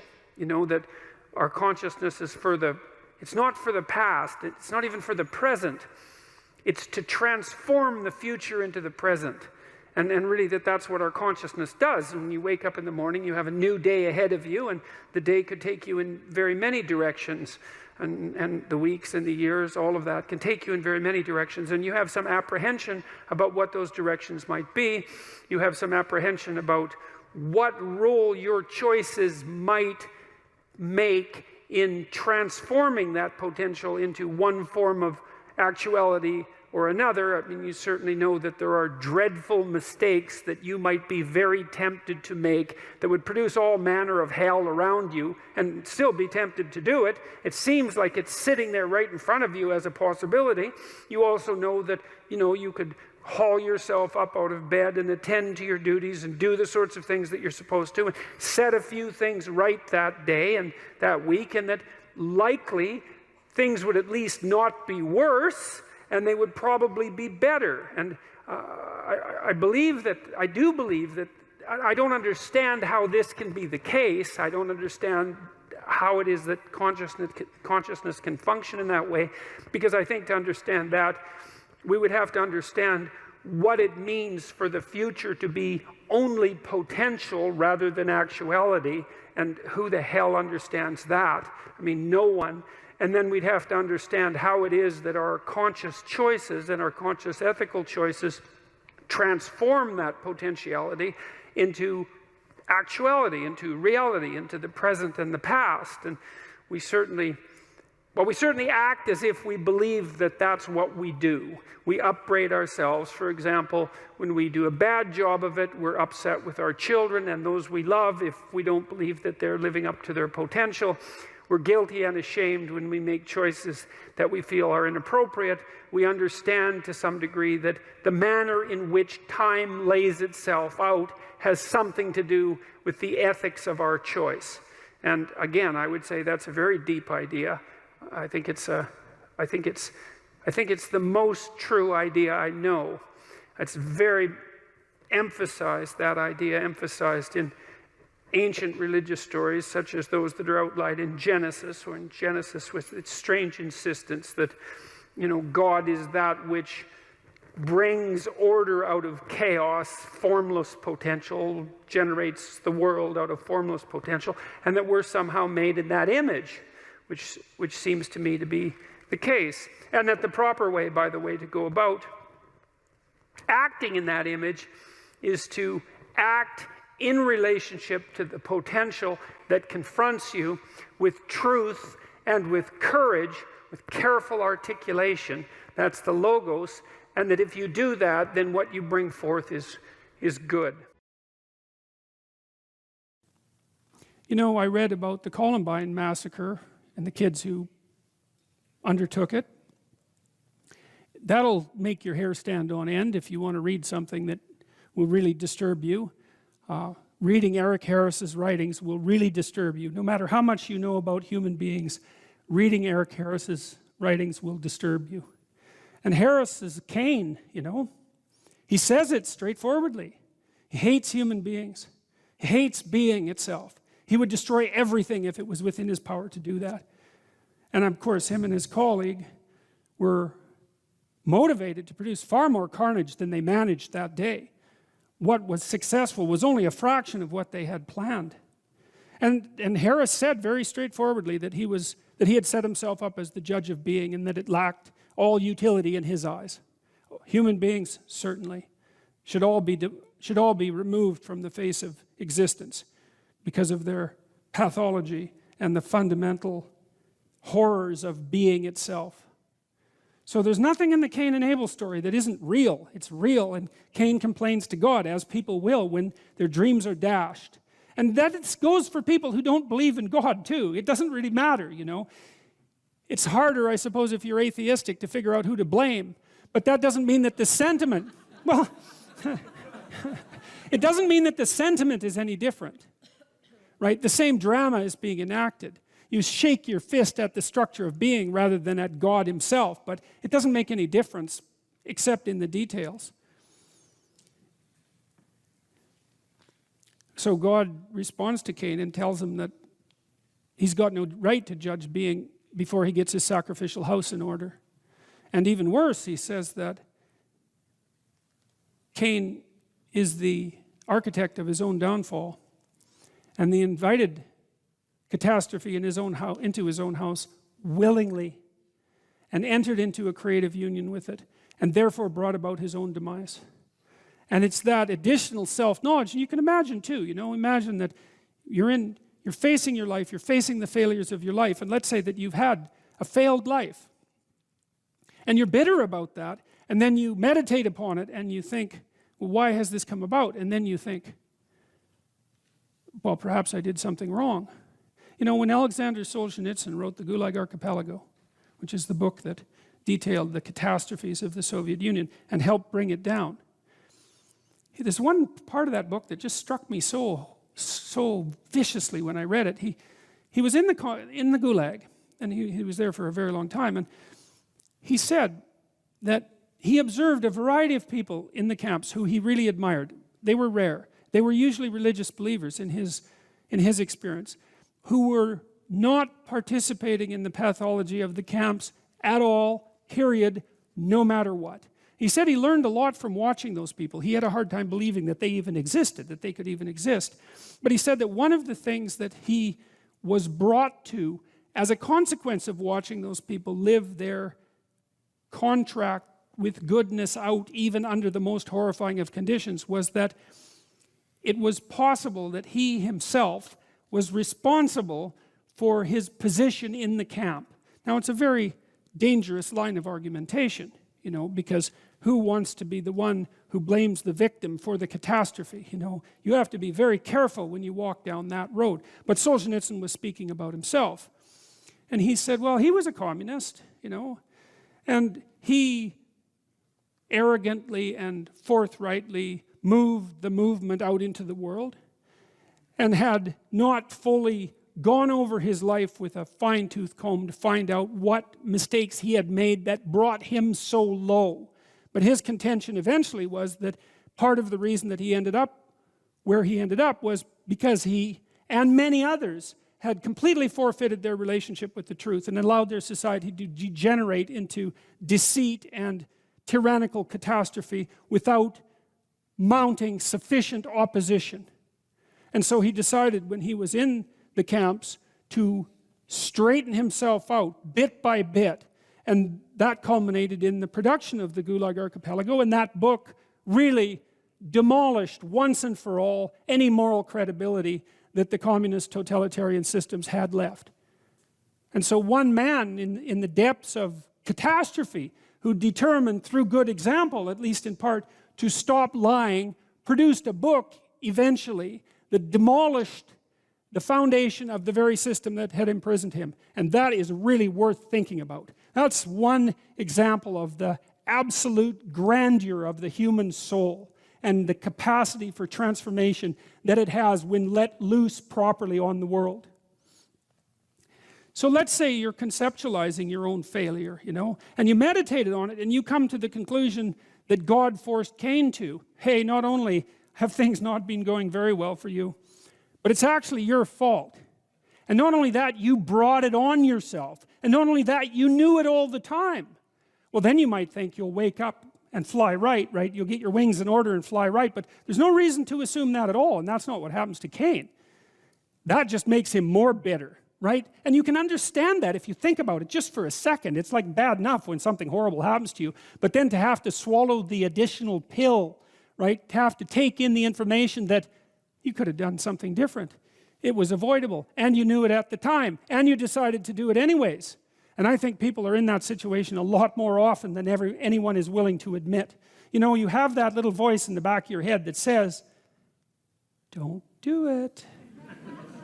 And you override it. And you know it's arrogance that makes you override it. It's always arrogance, you know. It always warns you. It's always arrogance. Yeah, I can get away with it. It's like, no, you can't. I don't think you ever get away with anything. So, and maybe your experience has taught you different, but my suspicions are it hasn't. And if you think it has, well, the other shoe hasn't yet dropped. So Cain doesn't take the opportunity to let God's wisdom reorient his character. And that could have been the outcome.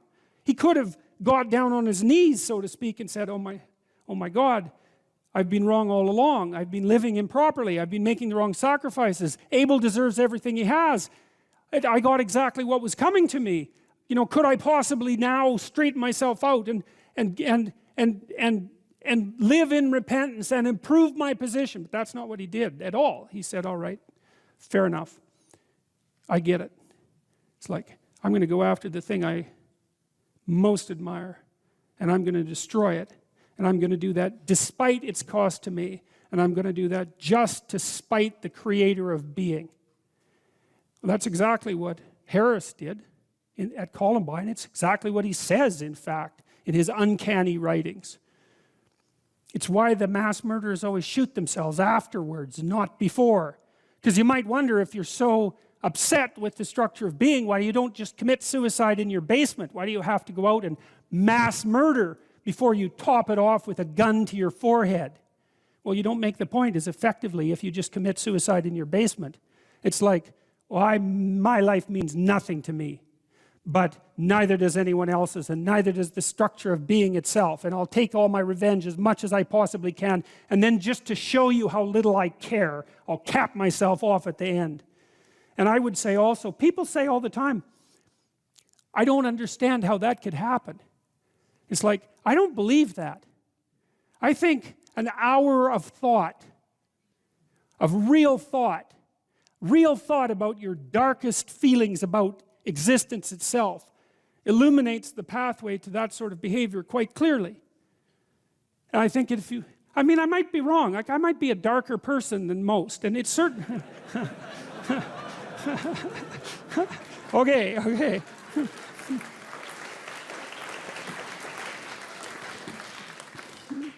Well, at least I think there are plenty of people out there who are sufficiently dark to know exactly what I mean when I'm saying these things. And I would also say that if it doesn't leap to your understanding how that pathway might be illuminated, then you need to know a lot more about yourself than you actually know now. Because whatever you might say about someone like Eric Harris, he was a human being too, you know. There's this idea in the New Testament that Christ was he who took the sins of the world unto himself. It's a very complicated idea, but part of it is associated with the idea that he met the devil in the desert as well. To take the sins of mankind onto yourself is to understand that within you dwells exactly the same spirit that commit the atrocities at Columbine or that ran the camps at Auschwitz, and to actually understand that that's part and parcel of your makeup, and then to take responsibility for it. And I think that in the aftermath of the terrible 20th century, that's what we're left with. We're left with the necessity to take responsibility for the most terrible aspects of ourselves. And that way, perhaps we can stop those terrible things from happening again. That's all.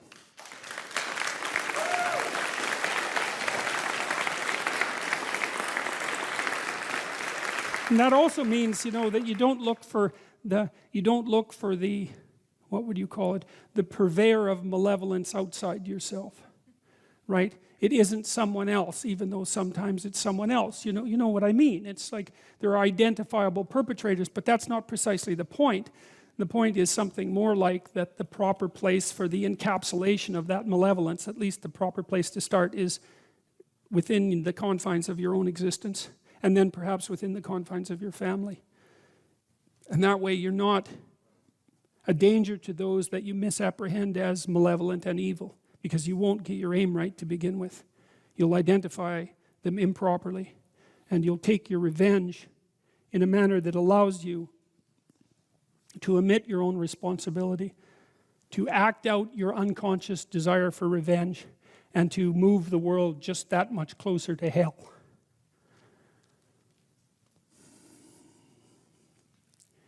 Well, so Cain kills Abel.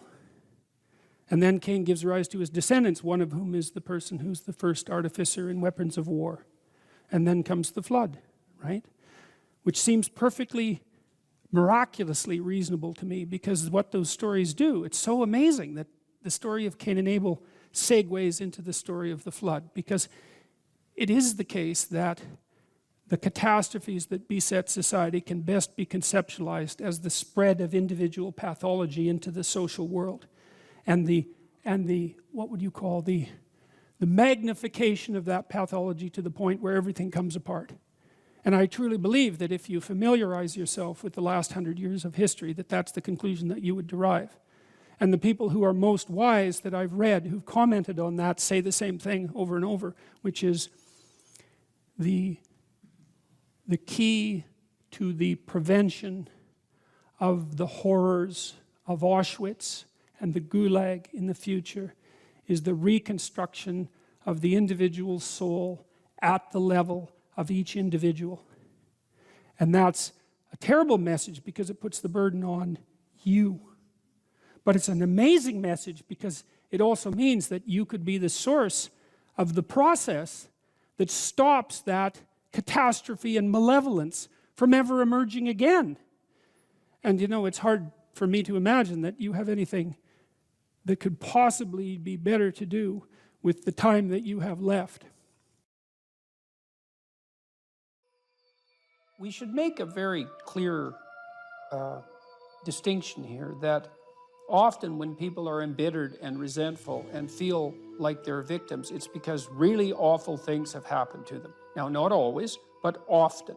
And so then the question is, well, if you're in a situation and something really awful is happened to you or has happened to you, then, well, why shouldn't you feel like a victim? And is there a better alternative? And part of what you were trying to lay out in this part of the book is what those better alternatives are. So part of looking for that hero is to find out from someone else's example. In your case, it was your mother, but these other sources that you described, of people who were in a sort of hell, in an undeniable sense, but who chose in a very real way to make it as good as it could possibly be given the circumstances. And so they had to turn to sources of power, let's say, and strength and fortitude and resilience that weren't, in some sense, obviously associated with the catastrophe. I mean, in your mother's case, it's a pretty tragic situation. She's a young mother, she has young kids, now she has breast cancer, and she fights a losing battle over a period of 5 years. That's pretty bad. And then you have to ask yourself, given that that's obviously pretty bad, how is it even possible that someone could handle that with not only grace and courage, but the kind of grace and courage that leaves their children with an immovable sense of the ability to prevail in the face of the deepest adversity. I mean, that's really something. You said here, thousands have come before you and they did just fine. So quit your complaining. And it's not because you have nothing to complain about. That's not the case. It's that that's not the right approach. The fact is, and this is such an optimistic fact, as well as a judgment in some sense, the fact is that if someone else can do it, so can you. And that's something, right? If you're reading about the great heroes in history, people who are in these terrible situations, and you see someone rise to the occasion, and then you can say, well, that was a person who did that, and I'm a person, and so maybe I have that capacity too, even though I don't know how to approach it. And then some of the rest of your book, much of the rest of your book, I would say in some sense is a guide to help people figure out how they could approach that. One of the things you point out first is, well, notice who you admire. And then maybe try consciously practicing becoming like that.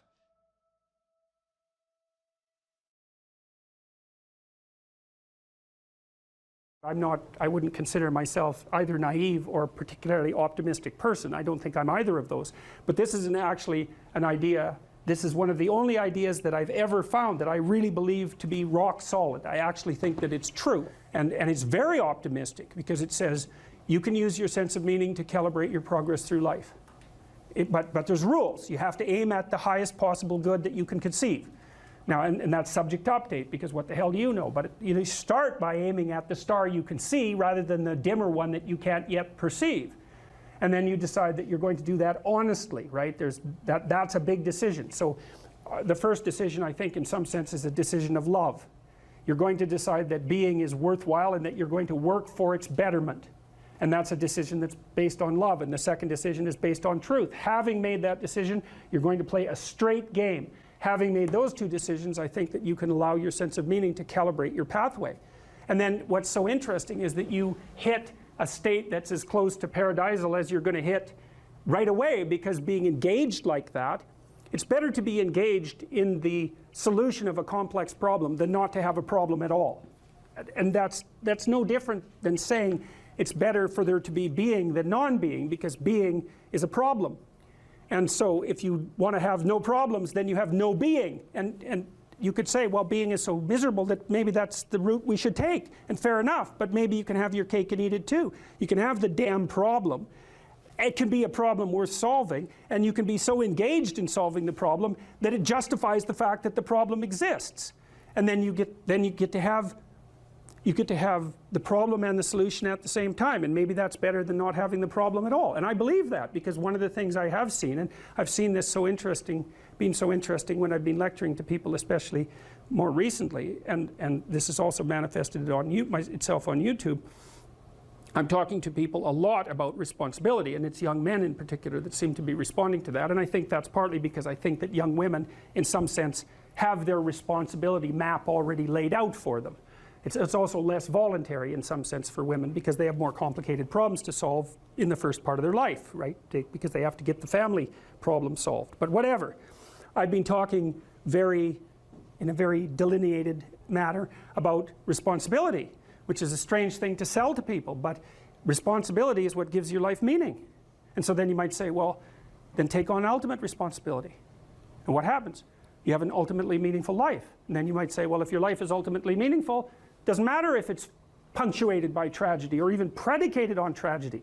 It's worth it. And I think that's true. And everything I've seen indicates to me that's true. Every time I get my clients to take on more responsibility, and it isn't an injunction. You're a bad person, you should take on responsibility. It has nothing to do with that. You can define the damn responsibility. It isn't something that someone else should impose on you. It's not a matter of doing what you should do in some abstract manner. It's not that. It's the choice of what game you're going to play. And you can play the game of the seeker, I would say, and if you play that game, then everyone wins. And it's the best game you can play. And so the answer, in some sense, to the tragedy of life, to the catastrophe of life, to the fall, is to adopt the responsibility of mortality that goes along with that, and to play that game maximally. And paradoxically, it's in the willingness to do that the solution emerges. And I have done my best with every single thing I've talked to you guys about. I have done my best to do what Dostoevsky does in his novels, which is I make a proposition and then I spend months or years trying to figure out if I can take the bloody thing apart, if there's something wrong with it, because I want to find out. I want to hit it with a hammer and see if it breaks. And what I've been trying to do is to tell you all the things that I've gathered, let's say, or laid out or articulated or discovered over the last 30 years that I have not been able to break with the biggest hammer that I could take to them. And I guess that's the fundamental one, is that I believe that the idea that lurks in these images, derived from very different cultures,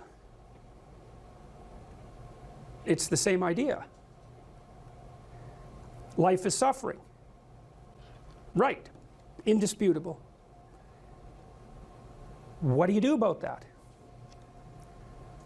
You voluntarily accept it, and then strive to overcome the suffering that's a consequence of that.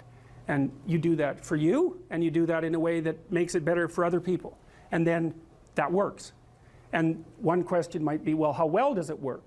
And the answer is, the only way that you can find out is by trying it. That's it. That's the existential element of it. The proof is to be derived by the incarnation of the attitude in your own life. No one can tell you how it will work for you. It's the thing that your destiny is to discover that. And you have to make the decisions to begin with. It's like, because you can't do this without commitment. You have to commit to it first. That's the act of faith that Kierkegaard was so insistent upon. You have to say, I'm going to act as if being is good. I'm going to act as if truth is the pathway to enlightenment. I'm going to act as if I should pursue the deepest meaning possible in my life. And there's reasons to do none of those. They're real reasons. So it's really a decision.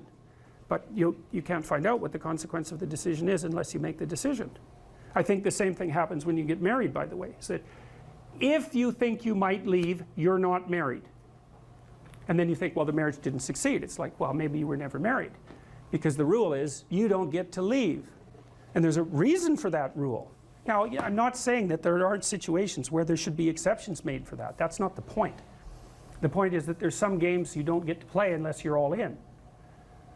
And the other thing that's so interesting about being alive is that you're all in. No matter what you do, you're all in. This is going to kill you. So I think you might as well play the most magnificent game you can while you're waiting. Because do you have anything better to do? Really? Why not pick the best thing possible that you could do? Why not do that? Maybe you could justify your wretched existence to yourself that way. I think you could. That's what it looks like. You know, people find such meaning in the responsibilities they adopt. It stops making them ask questions about what life is for. If you have a newborn child, for example, like unless you're really in a bad way, psychotically depressed, or maybe your personality really needs some retooling, you stop thinking about anything but ensuring that that baby is doing well. And if someone comes along and asks you an existential question about your commitment to that, the right response is, why are you asking me such stupid questions when this is manifesting itself right in front of your eyes? Like, how blind can you be? That isn't a time for questions about the meaning of life. The answer is right in front of you. And if you can't see it, it's not because life has no meaning, it's because you're blind. I mean, that's what the image of the Virgin Mother and the child is all about. It's like, what's the answer to the meaning of life? Here's an answer. It's like, well, I'm going to criticize that. Well, go right ahead. You know, it's like what you're like a what do you call that? A termite gnawing on a temple. There's no utility in that sort of criticism. It's blindness. And it's the same thing with regards to the path of the hero. It's like it glistens in front of you and you can criticize it. It's like, fine. Put the cart before the horse and see how far you get. So I thought, to bring full closure to the class, I was trying to solve this terrible puzzle that confronted me and many other people about how it was that human beings got themselves in such a tangle about what they believed. Such a tangle that we were pointing the ultimate weapons of destruction at one another, which, by the way, we are still doing. And I thought, okay, well, I understand that. We need our belief systems. They orient us. And that means there will be conflict between belief systems, and that can be a catastrophe. And that's being played out everywhere, again, in very many ways. What's the solution to that? Well, one possibility is there's no solution. It's just mayhem all the way around. Could be the case.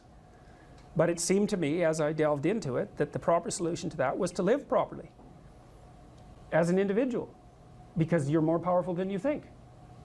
Way more powerful than you think. I mean, God only knows what you are in the final analysis.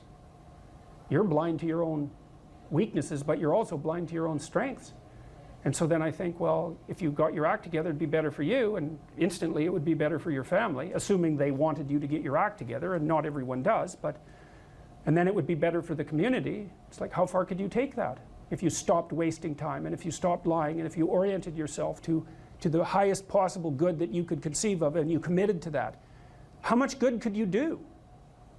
Well, I would say, why don't you find out?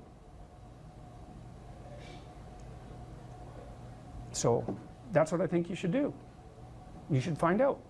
You don't have anything better to do. And there's nothing in it, as far as I've been able to tell, there's nothing in it but good.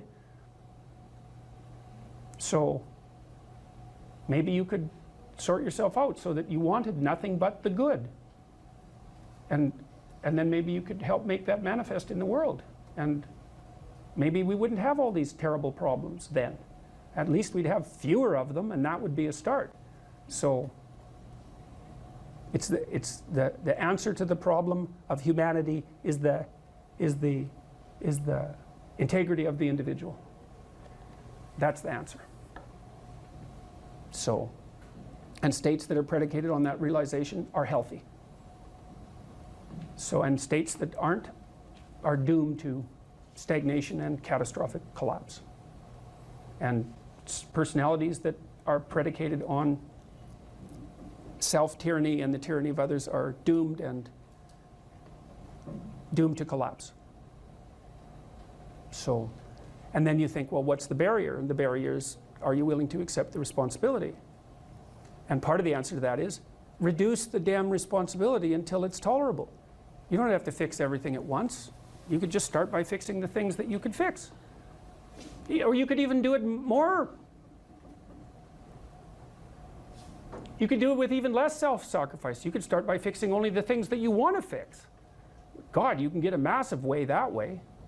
So do it. See what happens. That's what you should have been taught in university right from the beginning. It's like, aim at the highest good. Tool yourself into something that can attain it. And go out there and manifest it in the world. And everything that comes your way will be a blessing. And so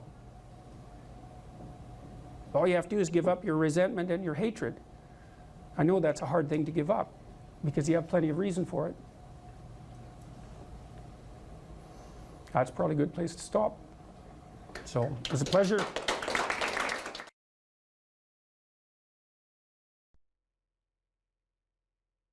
What we mean by soul is something like animating spirit.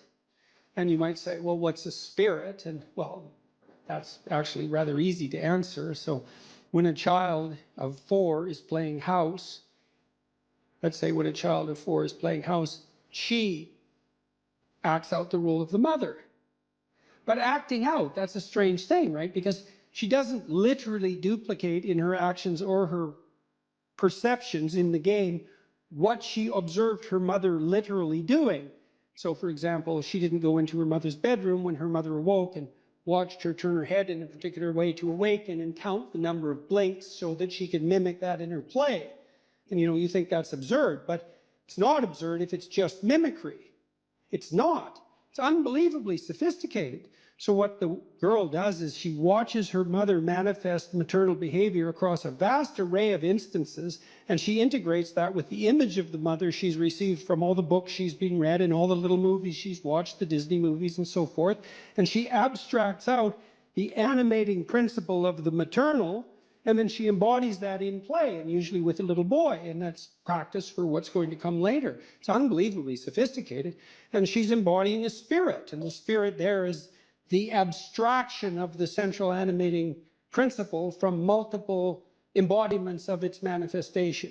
And if you think children can't do that, well, then you don't know anything about children, because they do that all the time in their pretend play, which is a necessary precursor to healthy psychological development.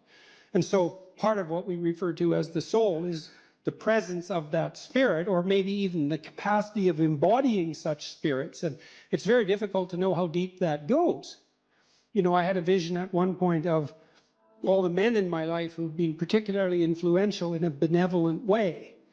And you think, well, just a mere notion of the idea that there could be a benevolent way that would unite the acts of benevolence across a series of men. That's all comprehensible to you. You take that as a matter of course when you say that there are such things as good men, and you can identify them, right? Something stable about whatever is good across multiple manifestations of incarnation, let's say. And I saw that transform into the Father person of the Trinity as the embodiment of that benevolent spirit. Now, I don't have any idea what that means metaphysically, because who does? But that spirit manifesting itself within is certainly part of what we refer to when we talk about the soul. And you can see that shine through people. I mean, it's part of what gives someone charisma. It's part of what elicits the instinct to imitate in you. You know, and you see that even in simple things. When you see a remarkable athlete do something incredibly athletic to put the soccer ball, the football ball through the net, to score the goal, and everybody leaps to their feet in celebration of that, well, that's a celebration of the divine capacity to hit the target dead on. And it grips you at such a low level, way down inside your soul, that you're compelled to your feet to cheer, and you don't even know what you're doing. But you enjoy it, that's for sure. And that enjoyment is also a sign of the depth and utility of that response. You see this in all the things that people do that are, so-called popular entertainment. It's unbelievably sophisticated. The soul is participating in that in the fullest extent. And, you can say, well, there's no necessary use for the religious terminology. It's like, well, until you come up with a better word, there's plenty of use for it, because it's a very complex and deep phenomena. And to, just cast it into the realm of superstition in some casual manner it's just not helpful. Not in any possible. It's not helpful scientifically. It's not helpful ethically. It's not helpful existentially. Try treating someone for a while as if they don't have a soul. Just really, I mean it. Just, treat them like a deterministic machine, if that's your belief. Really act it out. You'll be like the most hated person in town in about 15 minutes. Well, I mean, what do you make of practical evidence like that? I mean, you interact with people as if they're free souls capable of choosing between good and evil. That's what you do all the time.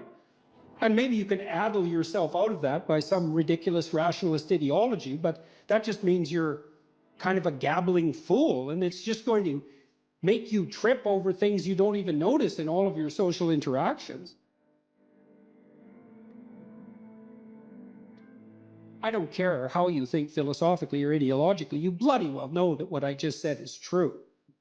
So, and that's true even when you're interacting with an infant or a small child. It's true when you're dealing with someone who's elderly and virtually incapacitated in every way.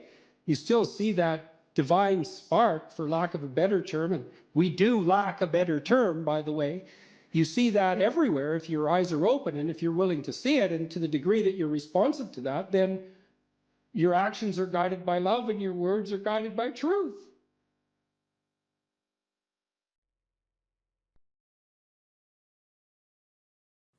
Young people always have a reason to be upset and cynical about the current state of affairs.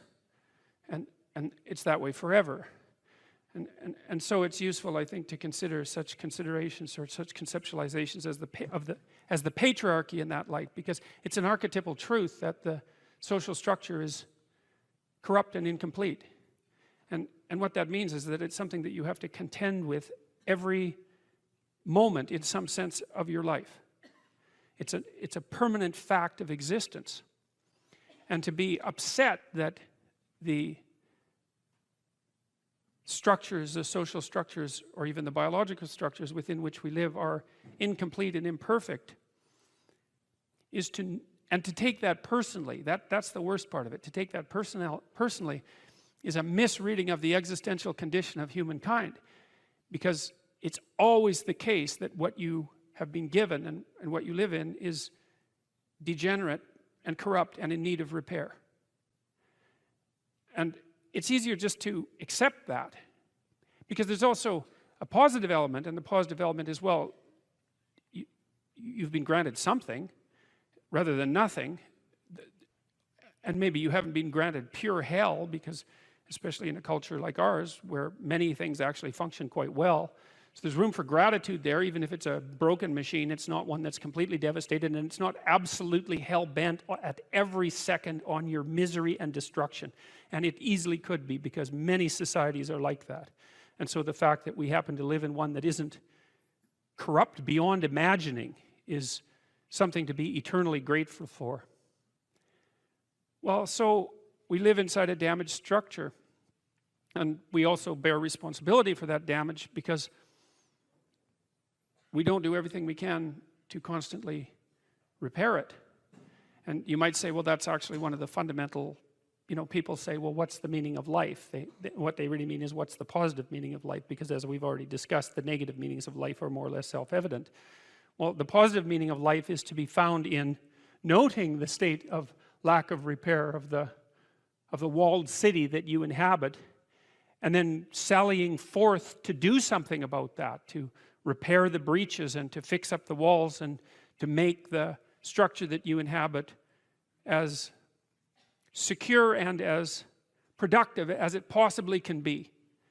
And there's no shortage of opportunities to do that. You can do that in your own mind. You can do that in your own room. You can do that in your own household, in your local community.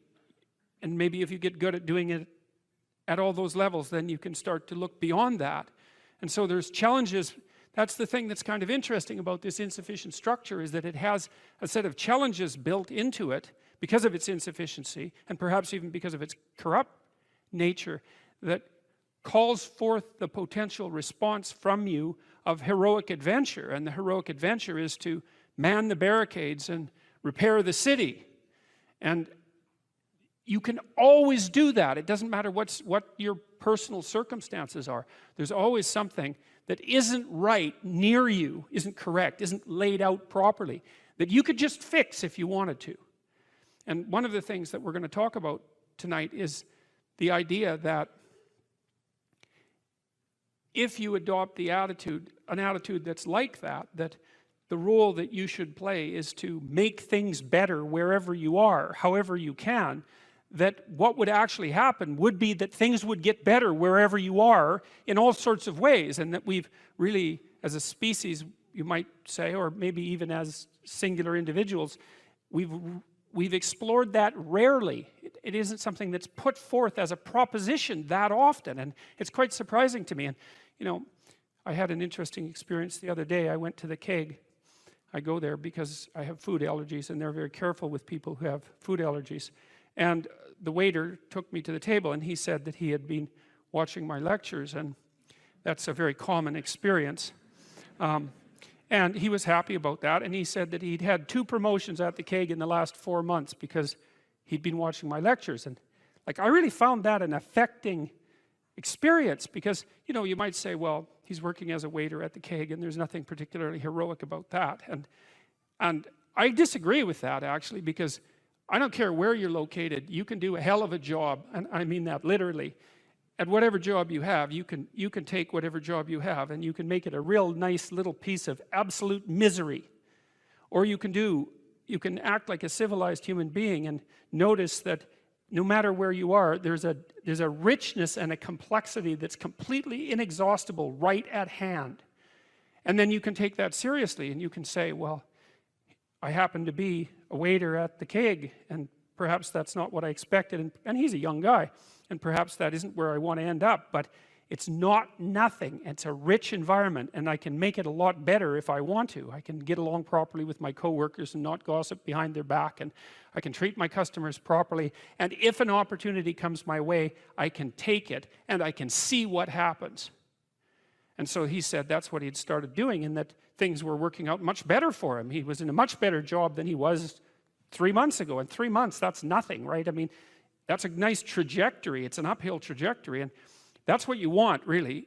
An uphill trajectory is actually even better than being somewhere good, as far as I'm concerned, because one of the things that really makes your life meaningful is the clear realization that you're headed somewhere better than you are now. And then it's even better if you also understand that there's a direct causal relationship between the things that you're doing and the steepness of that incline. And so I get a lot of letters from people like that, and they're most frequently young men, although not always.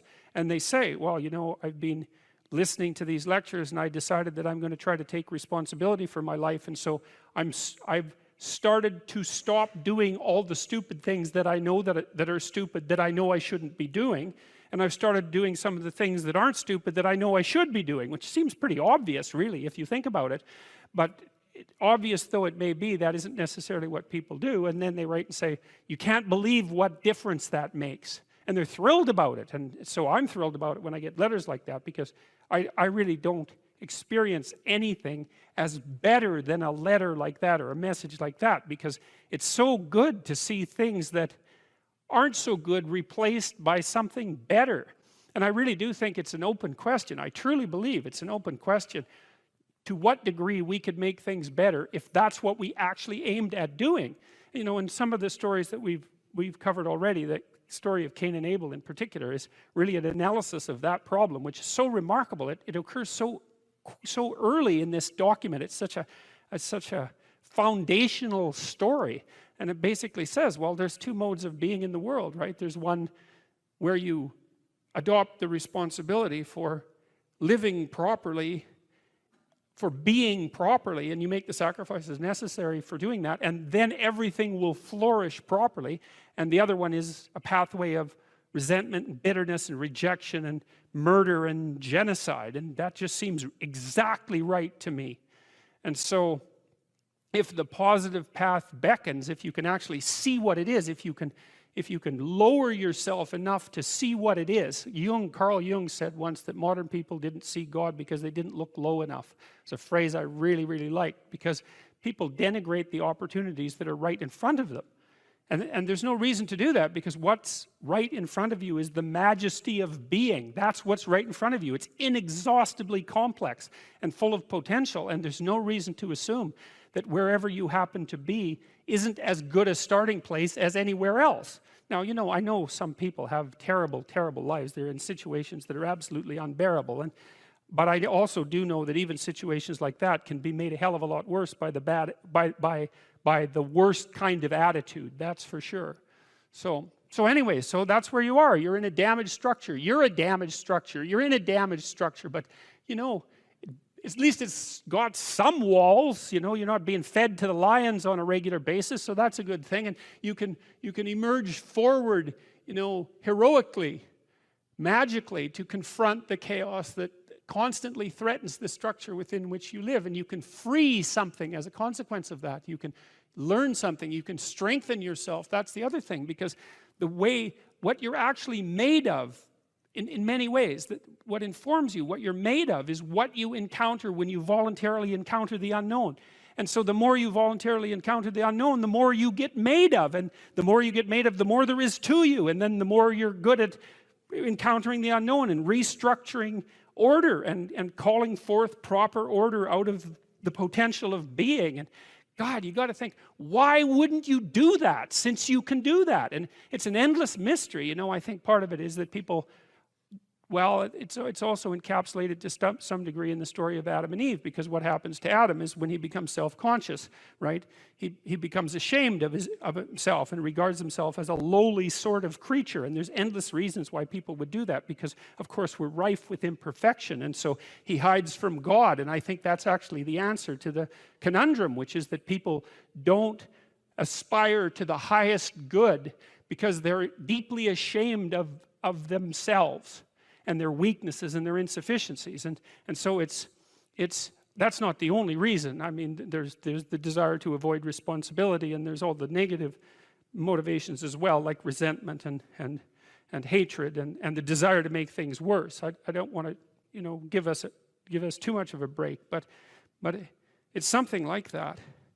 But it's okay to not be in a very good place if what you're trying to do with that not very good place is make it better. And one of the things I really have learned as a clinical psychologist is that you just cannot believe how powerful incremental progress is. You can do the calculations like, it's like compound interest, you know. If you make your life 0.1% better a week, man, in 2 or 3 years, you're in such a better place than you were that it isn't even like the same domain. And if you keep that up for 10 years or 20 years, you know, especially if you're young and you start early, you start to straighten yourself out and fix the things that you can fix, you can transform your lives in ways that are completely unimaginable. And God only knows what the upper limit of that is in terms of human possibility, because we are amazing creatures, you know, when we really get our act together and stop running at 10% of our capacity, you know, so that's what you do. You've got, you know, the fact that things aren't exactly the way they should be at least gives you something to do, you know, and that's maybe something great to do, because there's no shortage of suffering and trouble that besets the world that you could conceivably ameliorate in some way. And the utility and meaning, the utility of that and the intrinsic meaning of that is self-evident. So it also makes me curious about nihilism, for example, and despair, because I mean, I understand those emotions, I understand them deeply, and the intellectual mindset that goes along with it, but they just seem beside the point to me in some sense, because there are so many things that need doing that all you really have to do is open your eyes and look at them and then decide that you're actually going to do something about them. And you might think, well, what's within my scope of influence is so trivial that it's not worth doing. It's like, it won't stay trivial for long if you do it. Not at all. And I don't think it's trivial to begin with. I don't think that I really don't believe that anything done right is trivial. And my experience in my life has been that anything I actually did paid off. It didn't pay off necessarily in the way that I expected it to pay off. That's a whole different story. But if it was genuine commitment to do something, even if it went sideways and the outcome was really something other than what I expected, the net consequence over time was nothing but good. So every new frontier that can be conquered is an advance forward, and there's no shortage of frontier because we're surrounded by the unknown. We're surrounded by our own ignorance, and we can continually move into that domain, into the domain of chaos, or we can restructure pathological order, and that's the secret to proper being. And so then you encounter chaos that way, you know, and then you can regard yourself as the sort of entity that, despite its insufficiency, has the capability to conquer chaos, despite the danger of that. That's the other thing, because the fact that you're fragile is actually a precondition for your heroism, because if you weren't fragile, then there'd be nothing heroic about doing something difficult, right? Because if you couldn't be hurt or damaged or defeated or end up in failure, then where's the moral courage in the endeavor? It has to be that the fragility is built into the courage. And so it's not a reason not to engage in it at all. In fact, quite the contrary. And so it's with our fantasy that we first meet the unknown, right? Well, look, say you're going out with a new person. It's like, what do? You project a fantasy on them. And then you fall in love with the fantasy, and aren't you stupid? Because you're going to find out that the match between your damn fantasy and the actual person is tenuous at best. And so Jung would call that a projection of either the anima or the animus. You know, the anima is what a man projects onto a woman he finds desirable. It's like, oh, she's the perfect woman. It's like, well, how do you know that? You've like seen her for 4 seconds, you know, but it grips you. And the same thing happens in the opposite direction. And it's an action of instinct, you know. It's like you fall in love with the image. But interestingly enough, what you do in a relationship that works is that you actually, I think that what you see, it's a rough approximation, when you project the ideal and fall in love with it, you see what could be.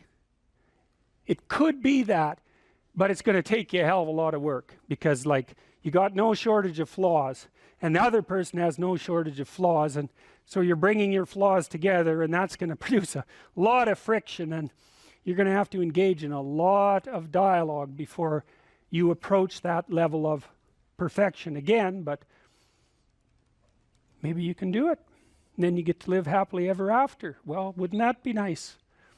Well, so the unconscious meets the unknown, and it meets it with imagination and fantasy and dream and art.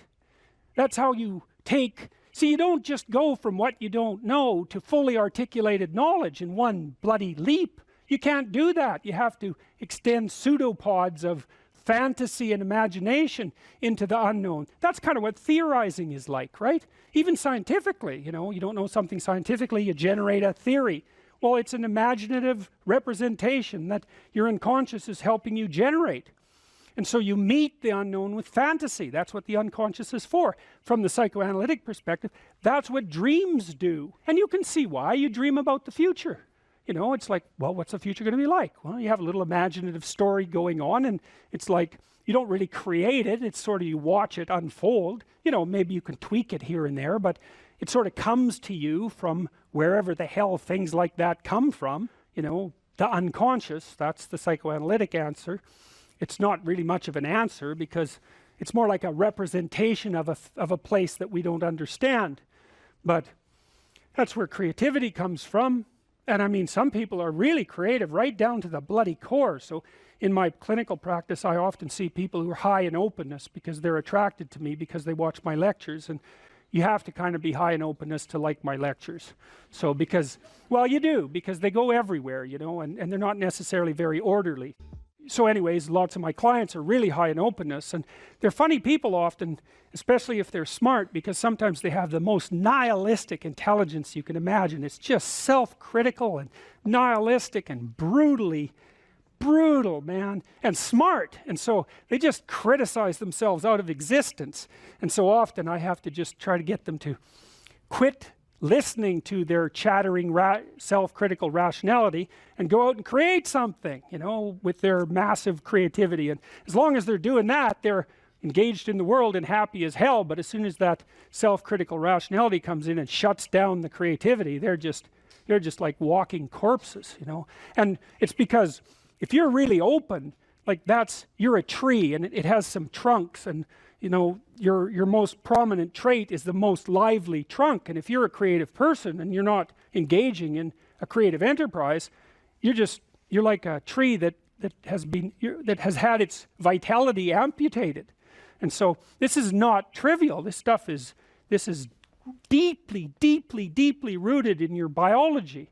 And those are people often who have like dream lives you just can't believe. I have one client, he has like 4 spectacular dreams a week, and most of the time we just spend discussing them. I mean, God. And I had another client who could be lucid in her dreams, which is more common among women. She could ask the damn characters what they represented and they would tell her. It was like, okay, that was pretty weird. And like a lot of the things they told her were really helpful, and they were not things that she wanted to hear. She basically, one of them told her if she was going to live, she'd have to go visit a slaughterhouse. And the reason for that was because she was raised as a little princess and protected from horrible Mother Nature until she hit puberty, in which time she turned into an evil villain, because that's how the family worked. Perfect child, evil teenager, overnight. And then, well, that was hard on her, and she wasn't prepared because she thought the world was princess world, and, you know, she couldn't go through a butcher store without having a fit. And no wonder, you know, like really, Jesus, you know, it's no wonder, but you do it. But she couldn't, so we used to go to butcher stores, and that would make her cry, and that she was a vegetarian, that would make her cry, and, you know, bemoan the cruelty of the world. And it's like, yeah, fair enough, man, those are bloody slabs of meat. It's like, I don't know why everyone isn't screaming when they walk through the butcher store, but you got to get used to it, man, because you can't live in the world otherwise. And so the dream character, who was a gypsy, told her that she had to go visit a slaughterhouse, which seemed rather impractical. And so I asked her if she could think of anything else to do, and she thought, well, why don't we go visit a funeral home and watch an embalming? And I thought, oh, good. That sounds like a fun way to spend a day. And so I phoned up a funeral parlor, and I said I had a client who was terrified of death. Yeah, and I was a therapist who was also a little shaky on the concept myself.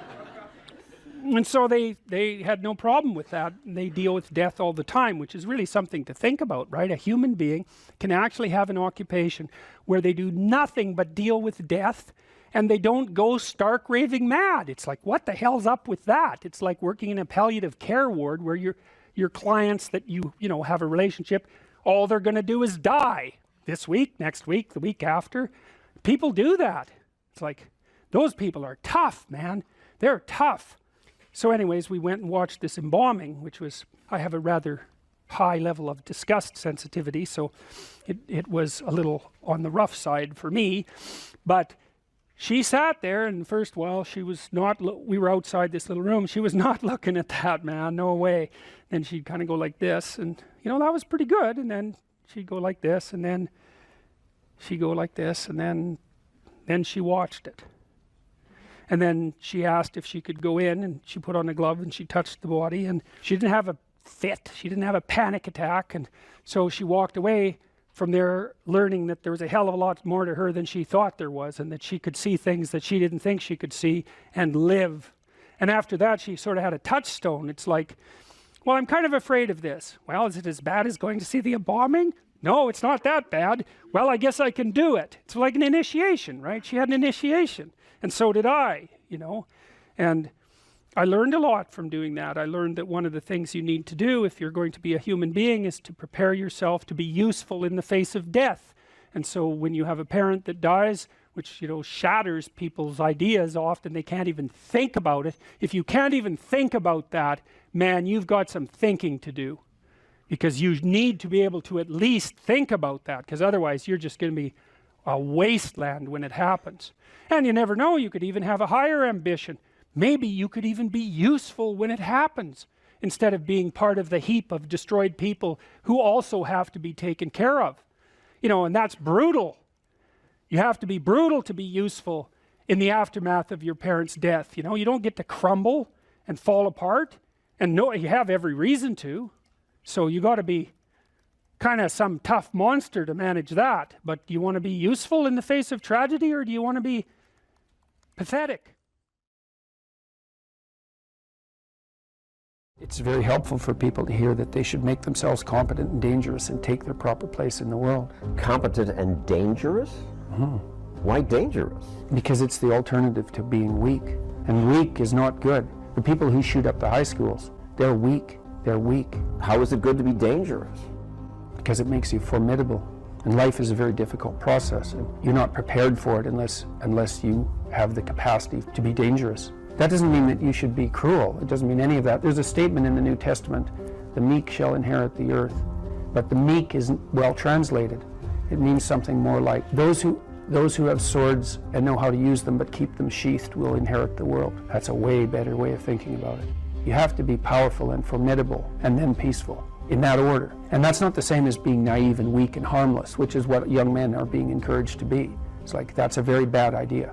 It's a very bad idea. Because naive, weak, and harmless means that you can't withstand the tragedies of life. You can't bear any responsibility. You'll end up bitter. And when you get bitter, then you get dangerous. But one thing I'm not getting, there's a big difference between letting people do something for themselves and saying men should be dangerous. By dangerous, that implies I should be ready to threaten someone, to hurt somebody. No, you should be capable of it. But that doesn't mean you should use it. There's nothing to you otherwise. Like, if you're not a formidable force, there's no morality in your self-control. If you're incapable of violence, not being violent isn't a virtue. People who teach martial arts know this full well, right? If you learn a martial art, you learn to be dangerous, but simultaneously you learn to control it. Both of those come together. And the combination of that capacity for danger and the capacity for control is what brings about the virtue. Otherwise you confuse weakness with moral virtue. I'm harmless, therefore I'm good. It's like, no. That isn't how it works. That isn't how it works at all. If you're harmless, you're just weak. And if you're weak, you're not going to be good. You can't be, because it takes strength to be good. It's very difficult to be good. People are afraid of the truth because often if you reveal it, it causes conflict in the moment. Telling the truth is definitely an adventure. Seeking for sure, but also telling. Another way of going about it is to just say what you think and see what happens. That's an adventure, because you don't know what the outcome is going to be. So look, there's this old idea that it's necessary to have faith in the truth.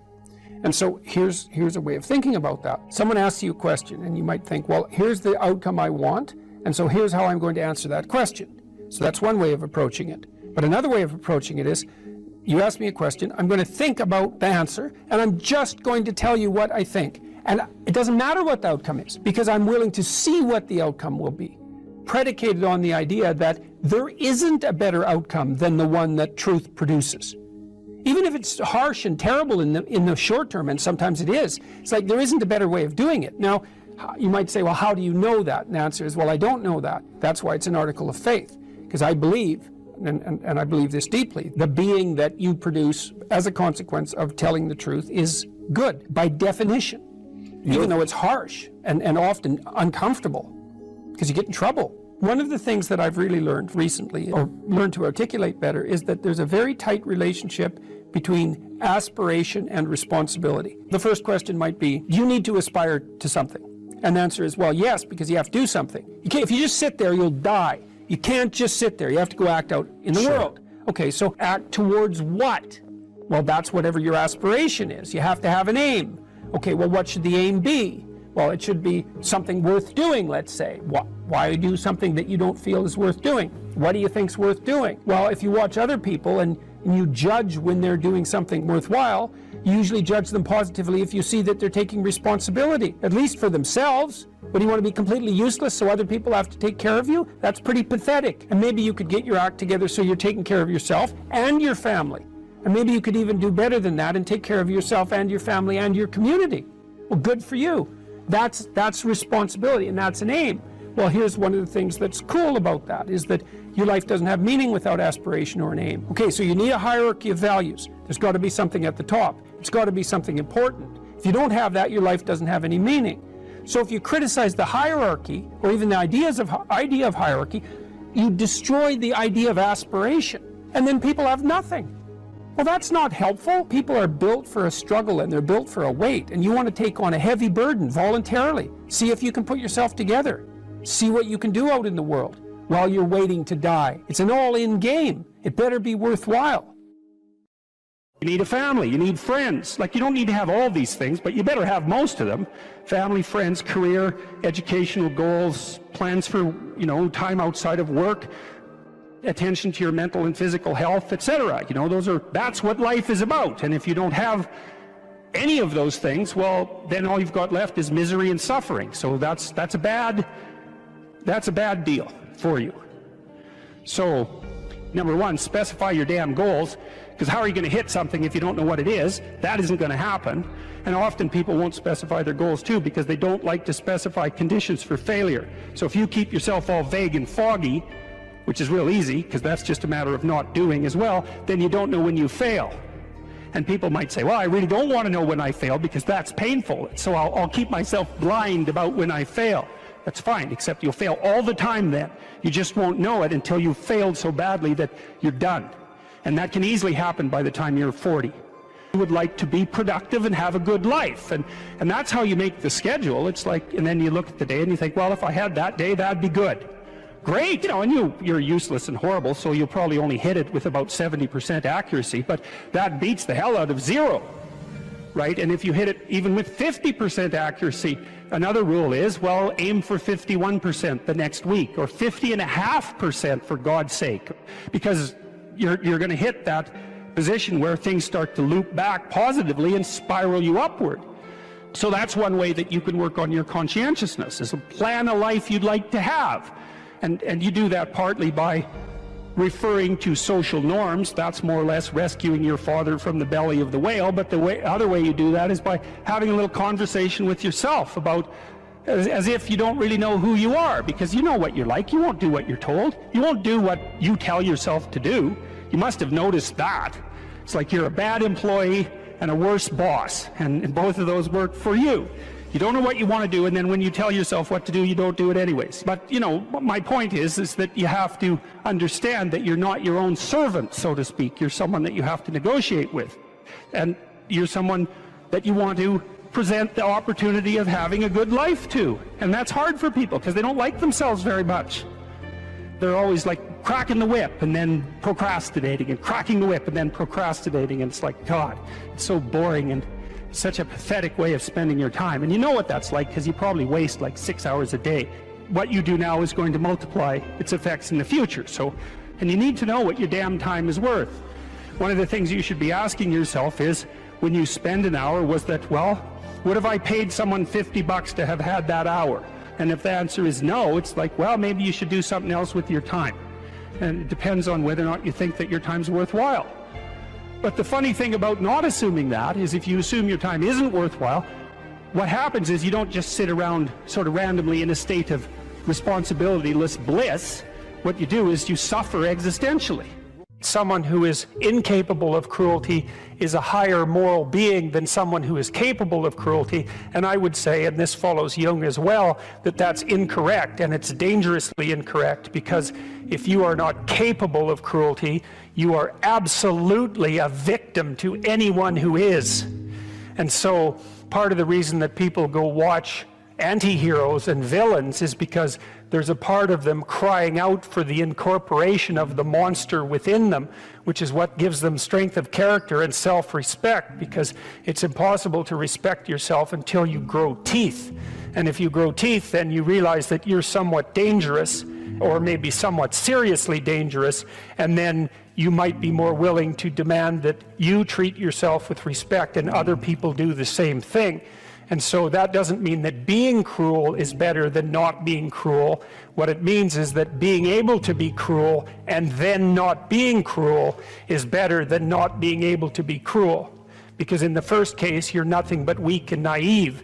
And in the second case, you're dangerous, but you have it under control. And you know, a lot of martial arts concentrate on exactly that as part of their philosophy of training. It's like, we're not training you to fight. We're training you to be peaceful and awake and avoid fights. But if you happen to have to get in one, and I guess the philosophy also is that if you're competent at fighting, that actually decreases the probability that you're going to have to fight, because when someone pushes you, you'll be able to respond with confidence, and with any luck, and this is certainly the case with bullies, with any luck, a reasonable show of confidence, which is very much equivalent to a show of dominance, is going to be enough to make the bully back off. And so the strength that you develop in your monstrousness is actually the best guarantee of peace. And that's partly why Jung believed that it was necessary for people to integrate their shadow. And he said that was a terrible thing for people to attempt, because the human shadow, which is all those things about yourself that you don't want to realize, reaches all the way to hell. And what he meant by that was, it's through an analysis of your own shadow that you can come to understand why other people are capable, and you as well, of the sorts of terrible atrocities that characterized, let's say, the 20th century. And without that understanding, there's no possibility of bringing it under control. When you study Nazi Germany, for example, or you study the Soviet Union, particularly under Stalin, and you're asking yourself, well, what are these perpetrators like? Forget about the victims, let's talk about the perpetrators. The answer is, they're just like you. And if you don't know that, that just means that you don't know anything about people, including yourself. And then it also means that you have to discover why they're just like you. And believe me, that's no picnic. So that's enough to traumatize people, and that's partly why they don't do it. And it's also partly why the path to enlightenment and wisdom is seldom trod upon, because if it was all a matter of following your bliss and doing what made you happy, then everyone in the world would be a paragon of wisdom. But it's not that at all. It's a matter of facing the thing you least want to face. You write in the book, there is no faith and no courage and no sacrifice in doing what is expedient. What do you say to those viewers that don't pursue their dreams and are locked in their careers because they're too afraid to take risks and pursue something meaningful? Well, the first thing I would say is, well, you should be afraid of taking risks and pursuing something meaningful. But you should be more afraid of staying where you are if it's making you miserable. You're paying a price by sitting there being miserable. You might say, well, the devil I know is better than the one I don't. It's like, don't be so sure of that. The clock is ticking. Yeah, and if you're miserable in your job now and you change nothing, in 5 years you'll be much more miserable and you'll be a lot older. But isn't it a luxury to pursue what is meaningful? Our viewers have mortgages, they have children, Yeah. they have payments and loans. It's Well, a luxury to pursue because we lack the resources. Well, I don't remember now, I'm not talking about what makes you happy. It's a luxury to pursue what makes you happy. It's a moral obligation to pursue what you find meaningful. And that doesn't mean it's easy. It might require sacrifice. If you need to change your job too, let's say you have a family and children and a mortgage, you have responsibilities, you've already picked up those responsibilities. You don't just get to walk away scot-free and say, well, I don't like my job, I quit. That's no strategy.